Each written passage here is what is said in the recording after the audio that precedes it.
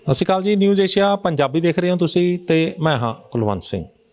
ਮੈਂ ਔਰ ਡਾਕਟਰ ਅਮਰ ਸਿੰਘ ਆਜ਼ਾਦ ਆਪਣਾ ਡਾਕਟਰ ਆਪ ਬਣੋ ਬੀ ਯੋਰ ਓਨ ਡਾਕਟਰ ਦੇ ਇੱਕ ਨਵੇਂ ਲੜੀਵਾਰ ਦੇ ਵਿੱਚ ਨਵਾਂ ਲੜੀਵਾਰ ਲੈ ਕੇ ਤੁਹਾਡੇ ਰੂਬਰੂ ਹੋਏ ਹਾਂ। ਅਤੇ ਅੱਜ ਦੇ ਇਸ ਲੜੀਵਾਰ ਦੇ ਵਿੱਚ ਅਸੀਂ ਚਰਚਾ ਕਰਾਂਗੇ ਪਿਛਲੀ ਵਾਰ ਦੀ ਚਰਚਾ ਨੂੰ ਅੱਗੇ ਵਧਾਉਂਦੇ ਹੋਏ ਅੰਤੜੀਆਂ ਦੇ ਸੰਬੰਧ ਵਿੱਚ ਪੂਰੀਆਂ ਜਾਣਕਾਰੀਆਂ ਦਿੰਦੇ ਹੋਏ ਅੱਜ ਅਸੀਂ ਪਹੁੰਚਾਂਗੇ ਗਟ ਫਲੋਰਾ ਤੱਕ, ਯਾਨੀ ਕਿ ਸਾਡੇ ਸਰੀਰ ਦੇ ਅੰਦਰ ਕਿੱਥੇ ਉਹ ਕਿਹੜਾ ਹਿੱਸਾ ਹੈ ਜਿਹਦੇ ਅੰਦਰ ਸਾਡੇ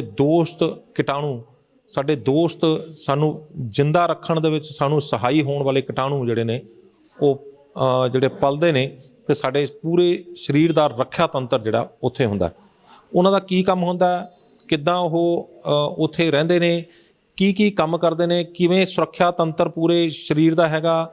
ਆਪਾਂ ਜਦੋਂ ਕੁਝ ਗੜਬੜ ਕਰਦੇ ਹਾਂ ਤਾਂ ਉੱਥੇ ਕਿਵੇਂ ਨੁਕਸਾਨ ਹੁੰਦਾ, ਉੱਥੇ ਹੀ ਨੁਕਸਾਨ ਹੁੰਦਾ ਜਾਂ ਪੂਰੀ ਬਾਡੀ ਦੇ ਵਿੱਚ ਨੁਕਸਾਨ ਹੁੰਦਾ, ਆਪਾਂ ਡਾਕਟਰ ਅਮਰ ਸਿੰਘ ਆਜ਼ਾਦ ਤੋਂ ਜਾਣਦੇ ਹਾਂ। ਡਾਕਟਰ ਸਾਹਿਬ ਤੁਹਾਡਾ ਨਿਊਜ਼ ਏਸ਼ੀਆ ਪੰਜਾਬੀ 'ਤੇ ਬਹੁਤ ਸਵਾਗਤ ਹੈ। ਸਤਿ ਸ਼੍ਰੀ ਅਕਾਲ ਜੀ ਸਾਰੇ ਸਰੋਤਿਆਂ ਨੂੰ। ਡਾਕਟਰ ਸਾਹਿਬ ਪਿਛਲੀ ਵਾਰ ਆਪਾਂ ਨੇ ਚਰਚਾ ਕਰ ਰਹੇ ਸੀਗੇ ਕਿ ਬੀ ਯੋਰ ਓਨ ਡਾਕਟਰ ਦੇ ਵਿੱਚ ਵੀ ਅੰਤੜੀਆਂ ਨੂੰ ਲੈ ਕੇ ਕਾਫੀ ਉੱਪਰੋਂ ਤੋਂ ਆਪਾਂ ਨੇ ਸ਼ੁਰੂ ਕੀਤਾ ਸੀ, ਮੂੰਹ ਤੋਂ ਲੈ ਕੇ ਆਪਾਂ ਨੇ ਕਰਦੇ ਇੱਥੋਂ ਨਿਕਲ ਕੇ ਆਪਾਂ ਫੂਡ ਪਾਈਪ ਤੋਂ ਨੀਚੇ ਫਿਰ ਆਪਾਂ ਪੇਟ ਤੱਕ ਆਏ ਸੀ ਅਤੇ ਫਿਰ ਆਪਾਂ ਅੰਤੜੀਆਂ ਦੇ ਵਿੱਚ ਆਏ ਸੀ, ਮਲ ਦੁਆਰ ਤੱਕ ਗਏ ਸੀ। ਲੇਕਿਨ ਵਿੱਚ ਇੱਕ ਪਾਰਟ ਜਿਹੜਾ ਸੀਗਾ ਉਹ ਗਟ ਫਲੋਰਾ ਦਾ ਰਹਿ ਗਿਆ ਸੀਗਾ। ਅਤੇ ਗਟ ਫਲੋਰਾ ਜਿਹੜਾ ਇੱਕ ਇਹ ਅਜਿਹੀ ਚੀਜ਼ ਹੈ ਜਿਹੜੀ ਜਿਸ ਤੋਂ ਬਿਨਾਂ ਇਨਸਾਨ ਦੀ ਹੋਣ ਦੀ ਕੁਛ ਨਹੀਂ ਹੈਗੀ। ਅਤੇ ਜੇ ਗਟ ਫਲੋਰਾ ਨੂੰ ਕਿਤੇ ਨਾ ਕਿਤੇ ਨੁਕਸਾਨ ਪਹੁੰਚਦਾ ਤਾਂ ਉਹ ਬਾਡੀ ਜਿਹੜੀ ਆ ਉਹ ਡੀਕੰਪੋਜ਼ ਹੋਣ ਲੱਗ ਜਾਂਦੀ ਹੈ, ਬਾਡੀ ਜਿਹੜੀ ਆ ਉਹ ਖਤਮ ਹੋਣ ਲੱਗ ਪੈਂਦੀ ਹੈ। ਥੋੜ੍ਹਾ ਜਿਹਾ ਸਮਝਾਓਗੇ ਕਿ ਗਟ ਫਲੋਰਾ ਹੈ ਕੀ ਚੀਜ਼ ਹੈ?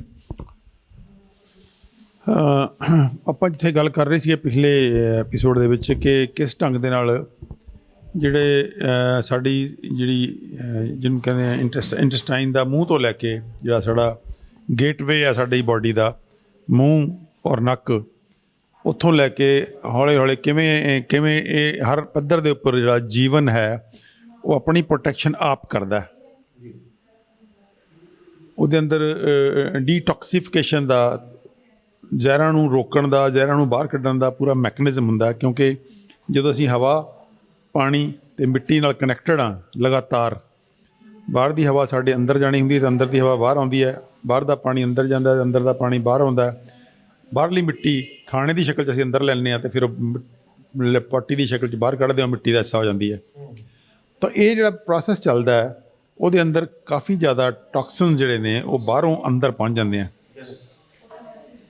ਜਿਹੜੇ ਜ਼ਹਿਰ ਨੇ ਜਿਹੜੇ ਜ਼ਹਿਰੀਲਾ ਮਾਦਾ ਜਿਹੜਾ ਬਾਹਰ ਹੁੰਦਾ ਉਹ ਅੰਦਰ ਪਹੁੰਚ ਜਾਂਦਾ ਅਤੇ ਉਸ ਜ਼ਹਿਰੀਲੇ ਮਾਦੇ ਨੂੰ ਸਰੀਰ ਨਿਊਟਰਲਾਈਜ਼ ਕਰਨ ਦੀ ਸਮਰੱਥਾ ਰੱਖਦਾ। ਸਰੀਰ ਦਾ ਹਰ ਅੰਗ ਉਹਦੇ 'ਚ ਪਾਰਟੀਸਪੇਟ ਕਰਦਾ। ਸਰੀਰ ਇੱਕ ਪੂਰੇ ਯੂਨੀਫਾਈਡ ਹੋਲਿਸਟਿਕ ਢੰਗ ਦੇ ਨਾਲ ਕੰਮ ਕਰਦਾ। ਸਰੀਰ ਦਾ ਇਕੱਲਾ ਅੰਗ ਦੂਜੇ ਅੰਗਾਂ ਨਾਲ ਤਾਲਮੇਲ 'ਚ ਹੁੰਦਾ। ਜੇ ਆਪਾਂ ਮੋਟਾ ਜਿਹਾ ਨੂੰ ਕਹੀਏ ਕਿ 1 ਕਰੋੜ ਸੈੱਲ ਨੇ ਸਾਡੇ, 1 ਕਰੋੜ ਸੈੱਲ ਜਿਹੜੇ ਸਾਡੇ ਨੇ ਉਹ ਇਕੱਲਾ ਸੈੱਲ ਹਜ਼ਾਰਾਂ ਕੰਮ ਕਰਦਾ ਹੈ। ਔਰ ਹਜ਼ਾਰਾਂ ਕੰਮ ਕਰਦੇ ਹੋਏ 1 ਕਰੋੜ ਸੈੱਲ ਸਾਰੇ ਇੱਕ ਦੂਜੇ ਦਾ ਤਾਲਮੇਲ 'ਚ ਹੁੰਦੇ ਆ।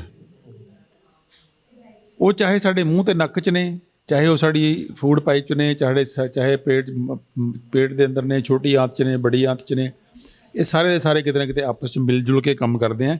ਮਕਸਦ ਕੀ ਹੁੰਦਾ ਕਿ ਸਿਹਤਮੰਦ ਰੱਖਣਾ ਇਸ ਜੀਵ ਨੂੰ, ਇੱਕ ਪੂਰੀ ਦਿਨਚਰਿਆ ਤਾਂ ਕਿ ਉਹਦੀ ਚੱਲਦੀ ਰਹੇ, ਜਿਹੜਾ ਜੀਵਨ ਦਾ ਖੇਲ ਹੈ ਜਿਹੜਾ ਪ੍ਰਮਾਤਮਾ ਨੇ ਰਚਿਆ ਹੋਇਆ ਇਹ ਵਧੀਆ ਢੰਗ ਨਾਲ ਚੱਲਦਾ ਰਹੇ। ਸੋ ਉਹਦੇ ਲਈ ਸਰੀਰ ਦਾ ਹਰ ਸੈੱਲ ਜਿਹੜਾ ਹੈ ਉਹ ਆਪਣੇ ਢੰਗ ਨਾਲ ਯਤਨਸ਼ੀਲ ਹੁੰਦਾ ਔਰ ਦੂਜੇ ਸੈੱਲਾਂ ਦੇ ਤਾਲਮੇਲ 'ਚ ਹੁੰਦਾ ਔਰ ਇੱਕ ਇਕਾਈ ਦੇ ਤੌਰ 'ਤੇ ਇੱਕ ਪੂਰੀ ਇਕਾਈ ਦੇ ਤੌਰ 'ਤੇ ਕੰਮ ਕਰਦੇ ਆ। ਉਹ ਇਕੱਲੀ ਇਕਾਈ ਦੇ ਤੌਰ 'ਤੇ ਕੰਮ ਨਹੀਂ ਕਰਦੇ, ਇਕਾਈ ਦੇ ਤੌਰ 'ਤੇ ਕੰਮ ਕਰਦੇ ਹੋਏ ਜਿਹੜੀ ਵੱਡੀ ਇਕਾਈ ਆ, ਜਿਹੜੀ ਕੁਦਰਤ ਹੈ, ਅਸੀਂ ਉਹਦਾ ਹਿੱਸਾ, ਅਤੇ ਕੁਦਰਤ ਫਿਰ ਅੱਗੇ ਇੱਕ ਬ੍ਰਹਿਮੰਡ ਦਾ ਹਿੱਸਾ। ਤਾਂ ਇਸ ਪੂਰੀ ਦੀ ਪੂਰੀ ਇੱਕ ਇਕਾਈ ਹੈ, ਉਹ ਬ੍ਰਹਿਮੰਡ ਹੈ, ਵੱਡੀ ਇਕਾਈ ਹੈ। ਫਿਰ ਛੋਟੀ ਇਕਾਈ ਕੁਦਰਤ ਹੈ, ਕੁਦਰਤ ਦੇ ਵਿੱਚ ਛੋਟੀ ਇਕਾਈ ਫਿਰ ਇੱਕ ਜੀਵ ਹੈ। ਤਾਂ ਜੀਵ ਵਿੱਚ ਮਨੁੱਖ ਹੈ ਜਿਹੜਾ ਉਹ ਇੱਕ ਹੋਲਿਸਟਿਕ ਢੰਗ ਨਾਲ ਉਹਦਾ ਸਰੀਰ ਕੰਮ ਕਰਦਾ। ਪਹਿਲਾਂ ਫਿਰ ਹੋਲਿਸਟਿਕ ਢੰਗ ਦੇ ਨਾਲ ਅਸੀਂ ਉਹਦੇ ਨਾਲ ਤਾਲਮੇਲ ਕਰਦੇ ਹਾਂ ਕੁਦਰਤ ਨਾਲ, ਅਤੇ ਫਿਰ ਹੋਲਿਸਟਿਕ ਢੰਗ ਦੇ ਨਾਲ ਸਾਡਾ ਬ੍ਰਹਿਮੰਡ ਨਾਲ ਵੀ ਤਾਲਮੇਲ ਹੁੰਦਾ।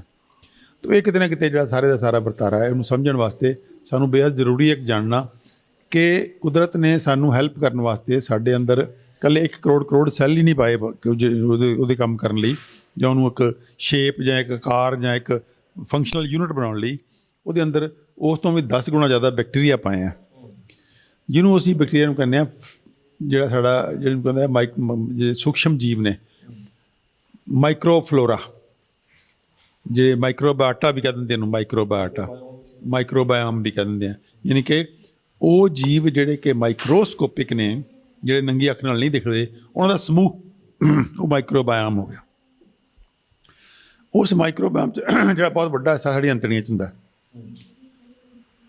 ਪੂਰੀਆਂ ਅੰਤੜੀਆਂ ਸਾਡੀਆਂ ਜਿਹੜੀਆਂ ਨੇ ਨੱਕ ਤੋਂ ਲੈ ਕੇ ਪੂਰੇ ਦੀ ਪੂਰੀ ਅੰਤੜੀਆਂ ਦੇ ਅੰਦਰ ਇਹ ਮਾਈਕਰੋਬਾਇਓਮ ਪ੍ਰੈਜ਼ੈਂਟ ਹੁੰਦਾ, ਅਤੇ ਉਹ ਆਪਣਾ ਰੋਲ ਪਲੇ ਕਰਦਾ।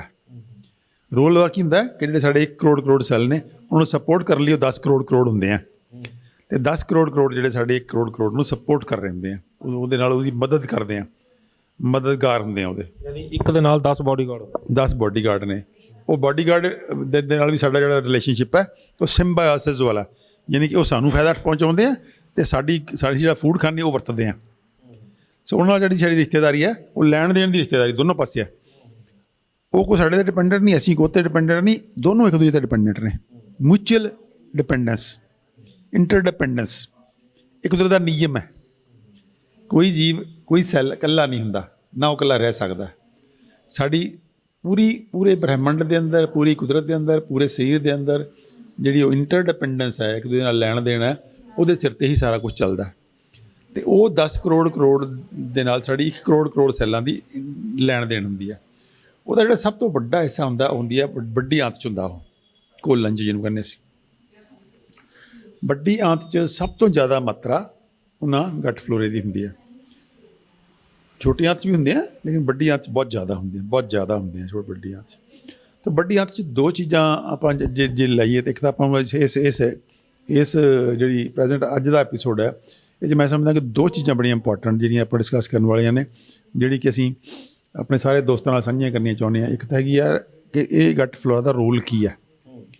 ਦੂਜੀ ਗੱਲ, ਇੱਕ ਕਬਜ਼ ਨਾਂ ਦੀ ਚੀਜ਼ ਹੁੰਦੀ, ਕਬਜ਼ ਕਿਵੇਂ ਇਹ ਸਾਰੇ ਪ੍ਰੋਸੈਸ ਨੂੰ ਜਿਹੜੀ ਹੈ ਖਰਾਬ ਕਰਦੀ ਹੈ। ਜੇਕਰ ਸਾਡੀ ਅਗਰ ਆਂਤ ਦੇ ਅੰਦਰ ਮੂਵਮੈਂਟ ਨਹੀਂ ਰਹਿੰਦੀ ਰੈਗੂਲਰ, ਸਾਡੇ ਆਂਤ ਦਾ ਇੱਕ ਨਿਯਮ ਹੈ ਕੁਦਰਤ ਦਾ ਬਣਿਆ ਹੋਇਆ ਕਿ ਅਸੀਂ ਦਿਨ 'ਚ 3 ਵਾਰੀ 4 ਵਾਰੀ 5 ਵਾਰੀ 6 ਵਾਰੀ 7 ਵਾਰੀ ਖਾਂਦੇ ਹਾਂ, ਅਤੇ ਫਿਰ ਅਸੀਂ 1 ਵਾਰੀ ਤੋਂ ਲੈ ਕੇ 2 3 ਵਾਰੀ 4 ਵਾਰੀ ਤੱਕ ਬਾਹਰ ਵੀ ਕੱਢਦੇ ਹਾਂ। ਜਿਹੜੇ ਸਾਡੇ ਕੈਟਲ ਨੇ, ਪਸ਼ੂ ਨੇ, ਉਹ ਜ਼ਿਆਦਾ ਵਾਰੀ ਕੱਢਦੇ ਹਾਂ, ਕਿਉਂਕਿ ਉਹਨਾਂ ਦਾ ਜਿਹੜਾ ਖਾਣਾ ਹੁੰਦਾ ਉਹ ਸੈਲੂਲੋਜ਼ ਬੇਸਡ ਹੁੰਦਾ, ਉਹਦੇ ਅੰਦਰ ਰੇਸ਼ਾ ਬਹੁਤ ਜ਼ਿਆਦਾ ਹੁੰਦਾ, ਅਤੇ ਇਸ ਕਰਕੇ ਉਹਨਾਂ ਨੂੰ ਜ਼ਿਆਦਾ ਖਾਣਾ ਪੈਂਦਾ, ਅਤੇ ਉਹ ਜ਼ਿਆਦਾ ਹੀ ਫਿਰ ਜ਼ਿਆਦਾ ਵਾਰ ਫਿਰ ਪੋਟੀ ਕਰਦੇ ਆ ਉਹ। ਲੇਕਿਨ ਮਨੁੱਖ ਵੀ ਜਿਹੜਾ ਜੇ ਅੱਛਾ ਠੀਕ ਖਾਣਾ ਖਾਵੇ, ਵਧੀਆ ਖਾਣਾ ਜਿਹਨੂੰ ਅਸੀਂ ਫਾਈਬਰ ਬੇਸਡ ਖਾਣਾ ਖਾਵੇ, ਤਾਂ ਉਹ ਵੀ ਘੱਟੋ ਘੱਟ 1 ਵਾਰੀ ਅਤੇ 2 ਤੋਂ ਲੈ ਕੇ 3 ਵਾਰੀ ਤੱਕ, 4 ਵਾਰੀ ਤੱਕ ਵੀ ਨੋਰਮਲ ਹੈ ਜੇ ਉਹ ਪੋਟੀ ਕਰਦਾ। ਤਾਂ ਜਿਹੜੇ ਲੋਕਾਂ ਨੂੰ ਇਹ ਪੋਟੀ ਆਉਣ ਦੀ ਸਮੱਸਿਆ ਥੋੜ੍ਹੀ ਜਿਹੀ ਹੁੰਦੀ ਹੈ, ਜਿਹਦੇ 'ਚ ਜਿਹਨੂੰ ਅਸੀਂ ਕਬਜ਼ ਕਹਿੰਦੇ ਹਾਂ, ਜਿਹੜੀ ਉਹ ਫਰੀਕੁਐਂਸੀ ਘੱਟ ਜਾਂਦੀ ਹੈ ਜਾਂ ਫੁੱਲ ਇਵੈਕੂਏਸ਼ਨ ਨਹੀਂ ਹੁੰਦੀ, ਤਾਂ ਉਹ ਇੱਕ ਪ੍ਰਕਿਰਿਆ ਹੁੰਦੀ ਹੈ ਜਿਹੜੀ ਬਹੁਤ ਡੈਮੇਜਿੰਗ ਹੁੰਦੀ ਹੈ, ਜਿਹੜੀ ਕਿ ਡੀਟੌਕਸੀਫਿਕੇਸ਼ਨ ਨੂੰ ਇਨੇਬਲ ਕਰਦੀ ਹੈ, ਉਲਟਾ ਟੌਕਸਿਨਸ ਕ੍ਰੀਏਟ ਕਰਦੀ ਹੈ, ਉਲਟਾ ਸਾਡੇ ਅੰਦਰ ਜ਼ਹਿਰ ਫੈਲਾਉਂਦੀ ਹੈ। ਉਹ ਕਿੱਦਾਂ ਫੈਲਾਉਂਦੀ ਹੈ ਕਿ ਉਸ ਆਂਤ ਦੇ ਅੰਦਰ ਜਦੋਂ ਇੱਕ ਉਹ ਜਿਹੜਾ ਮਲ ਉਹ ਜੰਮਦਾ ਹੈ, ਜਦੋਂ ਰੁਕ ਜਾਂਦਾ ਹੈ ਤਾਂ ਸਖਤ ਹੋ ਜਾਂਦਾ, ਉਹ ਤਾਂ ਸਖਤ ਹੋ ਕੇ ਉਹਦੇ ਅੰਦਰ ਇੱਕ ਲੇਅਰ ਬਣਾ ਦਿੰਦਾ ਹੈ। ਜਿਸ ਤਰ੍ਹਾਂ ਕਿ ਸੀਮੈਂਟ ਦੀ ਇੱਕ ਲੇਅਰ ਬਣਦੀ ਹੈ, ਇੱਦਾਂ ਹੌਲੀ ਪੱਕੀ ਹੁੰਦੀ ਉਹ ਸੀਮੈਂਟ ਵਰਗੀ ਹੋ ਜਾਂਦੀ ਹੈ। ਇਹਦਾ ਮਤਲਬ ਦੇਖੋ ਕਿੱਡਾ ਖਤਰਨਾਕ ਗੱਲ ਹੋ ਗਈ ਕਿ ਸਾਡੀ ਆਂਤ ਜਿਹੜੀ ਇੱਕ ਲਿਵਿੰਗ ਚੀਜ਼ ਹੈ, ਜਿੱਥੋਂ ਖੂਨ ਤੇ ਖਾਣੇ 'ਚ ਆਦਾਨ ਪ੍ਰਦਾਨ ਹੋ ਰਿਹਾ, ਉਹਦੇ ਅੰਦਰ ਅਗਰ ਲਾਈਨਿੰਗ ਇੱਦਾਂ ਦੀ ਹੋ ਜਾਏਗੀ ਜਿਹੜੀ ਕਿ ਬਹੁਤ ਸਖਤ ਹੈ, ਤਾਂ ਕੀ ਹੋਏਗਾ ਕਿ ਇੱਕ ਤਾਂ ਉੱਥੇ ਗਲਣ ਸੜਨ ਦੀ ਪ੍ਰਕਿਰਿਆ ਵੱਧ ਜਾਏਗੀ, ਕਿਉਂਕਿ ਜਦੋਂ ਉੱਥੇ ਰੁਕ ਗਿਆ, ਖਾਣਾ ਰੁਕ ਗਿਆ, ਇੱਕ ਮੋਟੀ ਲੇਅਰ ਬਣ ਗਈ, ਤਾਂ ਉਹਦੇ ਵਿੱਚ ਕੀ ਹੋਏਗਾ, ਉਹ ਖਾਣਾ ਹੈ, ਉਹ ਜੈਵਿਕ ਮਾਦਾ, ਉਹ ਬਾਇਓਲੋਜੀਕਲ ਚੀਜ਼ ਹੈ, ਤਾਂ ਉਹਨੇ ਸੜਨਾ ਹੈ, ਤਾਂ ਉਹ ਗੰਦੀਆਂ ਗੈਸਾਂ ਬਣਾਏਗਾ, ਗੰਦੇ ਟੌਕਸਿਕ ਸਬਸਟੈਂਸਿਸ ਬਣਾਏਗਾ, ਤਾਂ ਉਹ ਗੰਦੇ ਟੌਕਸਿਕ ਸਬਸਟੈਂਸ ਖੂਨ 'ਚ ਜਾਣਗੇ। ਤਾਂ ਉਹਦੇ ਨਾਲ ਕੀ ਹੋ ਗਿਆ ਕਿ ਉਲਟਾ ਅਸੀਂ ਸਾਡੀ ਬੋਡੀ ਜਿਹੜੀ ਹੈ ਉਹ ਜ਼ਹਿਰਾਂ ਨਾਲ ਭਰ ਜਾਏਗੀ। ਤੁਸੀਂ ਦੇਖੋਗੇ ਕਿ ਜਿਨ੍ਹਾਂ ਦੀ ਕਬਜ਼ ਰਹਿੰਦੀ ਹੈ ਲੋਕਾਂ ਨੂੰ, ਉਹ ਅਕਸਰ ਸੁਸਤ ਰਹਿਣਗੇ, ਉਬਾਸੀਆਂ ਮਾਰਦੇ ਰਹਿਣਗੇ, ਉਹ ਐਕਟਿਵ ਨਹੀਂ ਹੋਣਗੇ, ਉਹਨਾਂ 'ਚ ਐਨਰਜੀ ਦਾ ਲੈਵਲ ਘੱਟ ਜਾਏਗਾ। ਤਾਂ ਅਕਸਰ ਆਪਾਂ ਆਯੁਰਵੇਦ ਸਾਡਾ ਕਹਿੰਦਾ ਕਿ ਕਬਜ਼ ਜਿਹੜੀ ਹੈ ਉਹ ਬਿਮਾਰੀਆਂ ਦੀ ਮਾਂ ਹੈ। ਯਾਨੀ ਇਹ ਵੀ ਕਹਿ ਸਕਦੇ ਹਾਂ ਵੀ ਕਬਜ਼ ਜੇ ਸਾਰੀਆਂ ਬਿਮਾਰੀਆਂ ਦੀ ਮਾਂ, ਤਾਂ ਕਬਜ਼ ਇੱਕ ਜਾਨ ਵੀ ਲੈ ਸਕਦੀ। ਹਾਂ ਨੈਚੁਰਲੀ ਲੰਬੇ ਸਮੇਂ 'ਚ ਬਹੁਤ ਮਾਰੂ ਹੋ ਸਕਦੀ ਹੈ ਔਰ ਇੱਕ ਇਸ ਲੈਵਲ ਤੱਕ ਆ ਜਾਂਦੀ ਹੈ ਕਿ ਉਹ ਅੰਤੜੀਆਂ ਜਿਹੜੀਆਂ ਨੇ ਇੰਨੀ ਜ਼ਿਆਦਾ ਉਹਦੇ ਅੰਦਰ ਸੀਮੈਂਟ ਲਾਈਕ ਲੇਅਰ ਬਣ ਜਾਂਦੀ ਹੈ, ਪਲਸਤਰ ਹੋ ਜਾਂਦਾ ਹੈ ਕਿ ਉਹ ਫਿਰ ਪੱਟੀ ਉੱਥੇ ਰੁਕਣ ਲੱਗ ਜਾਂਦੀ ਹੈ, ਉਹ ਅੰਤੜੀਆਂ ਹੀ ਪੈਰਾਲਾਈਜ਼ ਹੋ ਜਾਂਦੀਆਂ ਨੇ। ਦੂਜਾ ਕੀ ਹੋਏਗਾ ਕਿ ਜਿਹੜਾ ਉੱਥੇ ਸਾਡਾ ਗੱਟ ਫਲੋਰਾ ਸੀਗਾ, ਹੁਣ ਗੱਟ ਫਲੋਰਾ ਦੇਖੋ ਜੇ ਉੱਥੇ ਉਹ ਮੈਕਸੀਮਮ ਘਰ ਸਾਡੇ ਦੋਸਤਾਂ ਦੇ ਆ, ਸਾਡੇ ਦੋਸਤ ਉੱਥੇ ਘਰ ਪਾ ਕੇ ਬੈਠੇ ਆ, ਜਦੋਂ ਉੱਥੇ ਜ਼ਹਿਰ ਬਣਨਗੇ ਤਾਂ ਉਹ ਦੋਸਤ ਮਰਨਗੇ।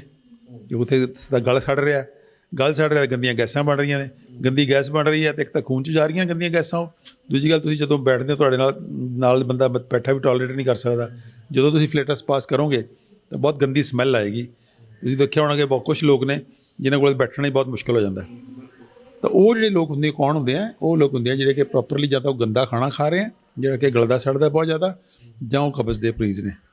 ਤਾਂ ਉਹ ਜਿਹੜਾ ਵਰਤਾਰਾ ਹੈ ਕਿਤੇ ਨਾ ਕਿਤੇ ਬਹੁਤ ਖਤਰਨਾਕ ਹੈ ਇਸ ਐਂਗਲ ਤੋਂ ਕਿ ਨੰਬਰ 1 ਉੱਥੇ ਗਲੇ ਸੜੇਗਾ, ਨੰਬਰ 2 'ਤੇ ਉਹ ਲੇਅਰ ਬਣ ਗਈ, ਉਹਦੇ ਅੰਦਰ ਬੈਰੀਅਰ ਕ੍ਰੀਏਟ ਹੋ ਗਿਆ, ਨੰਬਰ 3 'ਤੇ ਸਾਡੇ ਦੋਸਤਾਂ ਦੇ ਘਰ ਡਿਸਟਰਬ ਹੋ ਗਏ। ਸੋ ਇਸ ਤਰ੍ਹਾਂ ਜਿਹੜੀ ਉਹ ਸਾਡਾ ਡੀਟੌਕਸੀਫਿਕੇਸ਼ਨ ਦਾ ਪ੍ਰੋਸੈਸ ਹੈ ਉਹ ਤਾਂ ਉਹਦੇ ਅੰਦਰ ਤਾਂ ਡਿੱਕਾ ਆਇਆ ਹੀ ਆਇਆ, ਉਲਟਾ ਹੋਰ ਟੌਕਸਿਨਸ ਪੈਦਾ ਹੋਣ ਲੱਗ ਗਏ ਉੱਥੇ। ਤਾਂ ਇਹ ਵਰਤਾਰਾ ਕਿਤੇ ਨਾ ਕਿਤੇ ਸਾਨੂੰ ਸਮਝਣ ਦੀ ਲੋੜ ਹੈ ਕਿ ਨੰਬਰ 1 ਤਾਂ ਅਸੀਂ ਆਪਣੇ ਦੋਸਤਾਂ ਨੂੰ ਕਮਜ਼ੋਰ ਨਹੀਂ ਕਰਨਾ, ਕਿਉਂਕਿ ਉਹ ਦੋਸਤ ਸਾਡੇ ਉਹ ਦੋਸਤ ਨੇ ਜਿਹਨੂੰ ਗੱਟ ਫਲੋਰਾ ਤੁਸੀਂ ਗੱਲ ਕਰ ਰਹੇ ਸੀਗੇ। ਗੱਟ ਫਲੋਰਾ ਜਿਹੜਾ ਹੁੰਦਾ ਹੈ ਇਹ ਸਾਡਾ ਐਡਾ ਵੱਡਾ ਦੋਸਤ ਹੈ ਕਿ ਇਹ ਕੋਈ ਵੀ ਕੰਮ ਕਰਨ ਦੇ ਕੈਪੇਬਲ ਹੈ ਜੋ ਤੁਸੀਂ ਸੋਚ ਸਕਦੇ ਹੋ।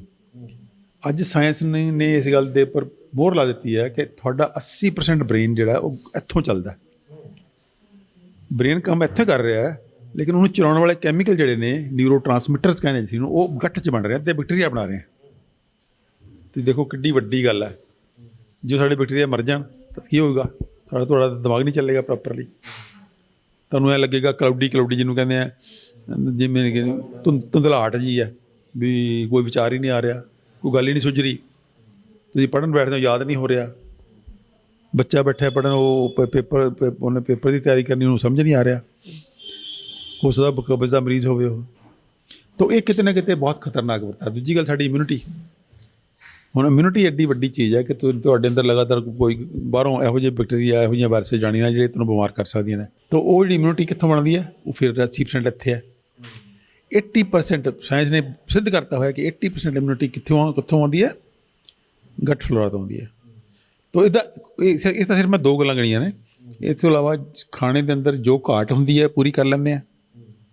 ਸਪੋਜ਼ ਕੋਈ ਮਾਈਨੋ ਐਸਿਡ ਤੁਹਾਡੇ ਫੂਡ 'ਚ ਹੈ ਨਹੀਂ ਗਾ, ਦੂਜੇ ਮਾਈਨੋ ਐਸਿਡ ਤੋਂ ਇਹ ਮਾਈਨੋ ਐਸਿਡ ਬਣਾ ਲੈਣਗੇ। ਤੁਹਾਡੇ ਅੰਦਰ ਕੋਈ ਫੈਟ ਨਹੀਂ ਗਿਆ, ਫੈਟ ਤੋਂ ਗੁੱਡ ਫੈਟ, ਬੈਡ ਫੈਟ ਤੋਂ ਕਿਸੇ ਹੋਰ ਫੂਡ ਤੋਂ ਗੁੱਡ ਫੈਟ ਬਣਾ ਲੈਣਗੇ। ਤਾਂ ਇਹਨਾਂ ਦੇ ਅੰਦਰ ਇਹ ਐਂਜ਼ਾਈਮਸ ਬਣਾਉਂਦੇ ਆ, ਖਾਣੇ ਨੂੰ ਹਜ਼ਮ ਕਰਦੇ ਆ। ਜਿਹੜੀ ਚੀਜ਼ ਨਹੀਂ ਹੁੰਦੀ ਉਹ ਪੈਦਾ ਕਰ ਲੈਂਦੇ ਆ, ਜਿਹੜੀ ਚੀਜ਼ ਵਾਧੂ ਹੁੰਦੀ ਹੈ ਉਹਨੂੰ ਡਿਸਟਰੋਏ ਕਰ ਦਿੰਦੇ ਆ, ਡੀਟੌਕਸੀਫਾਈ ਕਰ ਦਿੰਦੇ ਆ। ਸੋ ਇਹ ਬਹੁਤ ਹੀ ਵੰਡਰਫੁਲ ਦੋਸਤ ਨੇ ਸਾਡੇ, ਜਿਹਨੂੰ ਅਸੀਂ ਮਾਈਕਰੋਬਾਇਓਮ ਕਹਿੰਦੇ ਹਾਂ। ਉਹ ਬਿਲਕੁਲ ਪੂਰੇ ਸਾਡੇ ਰੱਖਿਅਕ ਨੇ, ਸਾਡੇ ਆਲਰਾਊਂਡਰ, ਪਰਮਾਤਮਾ ਦਾ ਰੂਪ ਨੇ, ਦੇਵਤੇ ਨੇ ਇਹਨੂੰ ਦੇਵਤੇ ਕਹਿੰਦੇ ਆ। ਮੈਂ ਕਹਿੰਦਾ ਦੇਵਤੇ ਨੇ ਇਹਨਾਂ ਦੇਵਤਿਆਂ ਨੂੰ ਕੁਦਰਤ ਨੇ 3 ਰੋਲ ਦਿੱਤੇ ਹੋਏ ਆ। ਬ੍ਰਹਮਾ ਦਾ ਰੋਲ ਵੀ ਦਿੱਤਾ ਹੋਇਆ ਇਹਨਾਂ ਨੂੰ, ਵਿਸ਼ਨੂੰ ਦਾ ਰੋਲ ਵੀ ਦਿੱਤਾ ਅਤੇ ਸ਼ਿਵ ਦਾ ਰੋਲ ਵੀ ਦਿੱਤਾ ਹੋਇਆ। ਸੋ ਬ੍ਰਹਮਾ ਨੇ, ਵਿਸ਼ਨੂੰ ਨੇ, ਮਹੇਸ਼ ਨੇ ਸਾਡੇ ਇਹ ਉਹ ਸਾਡਾ ਗੱਟ ਫਲੋਰਾ ਜਿਹੜਾ ਮਾਈਕਰੋਬਾਇਓਮ ਹੈ ਸਾਡੇ ਤੋਂ ਦਿਖਦਾ ਨਹੀਂ ਹੈ। ਉਹ ਦੇਵਤੇ ਦਾ ਮਤਲਬ ਇਹੀ ਹੁੰਦਾ ਨਾ ਕਿ ਦਿਖਦਾ ਨਹੀਂ ਹੈ ਪਰ ਹੈਗਾ। ਉਹ ਦਿਖਦੇ ਨਹੀਂ ਪਰ ਹੈਗੇ ਆ। ਤਾਂ ਇਹ ਕਮਾਲ ਦੇ ਜਿਹੜੇ ਸਾਡੇ ਦੇਵਤੇ ਨੇ ਬ੍ਰਹਮਾ, ਵਿਸ਼ਨੂੰ, ਮਹੇਸ਼ ਨੇ ਸਾਡੇ, ਉਹ ਸਾਡੇ ਅੰਦਰ ਬੈਠੇ ਆ। ਉਹਦੇ 'ਚ ਸਭ ਤੋਂ ਜ਼ਿਆਦਾ ਸਾਡੇ ਗੱਟ 'ਚ ਨੇ, ਗੱਟ 'ਚੋਂ ਵੀ ਸਭ ਤੋਂ ਜ਼ਿਆਦਾ ਅੱਗੇ ਲਾਰਜ ਗੱਟ 'ਚ ਨੇ, ਕੋਲਨ 'ਚ ਨੇ। ਤਾਂ ਇਸ ਕਰਕੇ ਇਹਨਾਂ ਦੇਵਤਿਆਂ ਦੀ ਰੱਖਿਆ ਕਰਨਾ, ਇਸ ਦੇਵਤਿਆਂ ਦੇ ਨੂੰ ਸਮਝਣਾ, ਅਤੇ ਇਹਨਾਂ ਦੇਵਤਿਆਂ ਦੇ ਇੱਦਾਂ ਦਾ ਖਾਣਾ ਕਿ ਇਹ ਦੇਵਤੇ ਖੁਸ਼ ਰਹਿਣ। ਇਹ ਦੇਵਤਿਆਂ ਦਾ ਭੋਜਨ ਹੈ। ਸਾਡੇ ਜਿਹੜਾ ਇੱਕ ਸਾਤਵਿਕ ਭੋਜਨ ਦਾ ਕਨਸੈਪਟ ਹੈ ਕਿ ਸਾਤਵਿਕ ਭੋਜਨ ਖਾਓ। ਸਾਤਵਿਕ ਭੋਜਨ ਕਿਹੜਾ ਹੁੰਦਾ ਹੈ? ਕਮਾਲ ਦੀ ਗੱਲ, ਤੁਸੀਂ ਜਾਣੋਗੇ ਸਾਡੇ ਪੁਰਖਿਆਂ ਨੂੰ ਕਿੱਡੀ ਵਧੀਆ ਨੌਲੇਜ ਸੀ। ਜਿਹਨੂੰ ਅਸੀਂ ਸਾਤਵਿਕ ਖਾਣਾ ਕਹਿੰਦੇ ਹਾਂ ਉਹ ਇਹਨਾਂ ਸਾਡੇ ਦੇਵਤਿਆਂ ਦਾ ਫੇਵਰੇਟ ਫੂਡ ਹੈ। ਕੱਚਾ ਫਲ ਫਰੂਟ, ਕੇਲਾ, ਅਮਰੂਦ, ਸੇਬ, ਚਟਨੀਆਂ, ਜਿਹੜੇ ਫਾਈਬਰ ਬੇਸਡ ਖਾਣਾ ਜਿਹਦੇ ਅੰਦਰ ਰੇਸ਼ਾ ਹੈ ਬਹੁਤ ਜ਼ਿਆਦਾ, ਅਤੇ ਜਿਹਨੂੰ ਸਾਤਵਿਕ ਫੂਡ ਆਪਾਂ ਕਹਿੰਦੇ ਹਾਂ। ਜੇ ਸਾਡੇ ਜਿਹੜੇ ਮੰਦਰਾਂ ਦੇ ਅੰਦਰ ਪ੍ਰਸ਼ਾਦ ਕਾਹਦਾ ਚੜ੍ਹਦਾ ਹੁੰਦਾ ਸੀ? ਫਲਾਂ ਦਾ। ਔਰ ਪੂਜਾ ਦੇ ਵਿੱਚ ਫਲ ਰੱਖੇ ਜਾਂਦੇ ਸੀ, ਪੱਤੇ ਰੱਖੇ ਜਾਂਦੇ ਸੀ।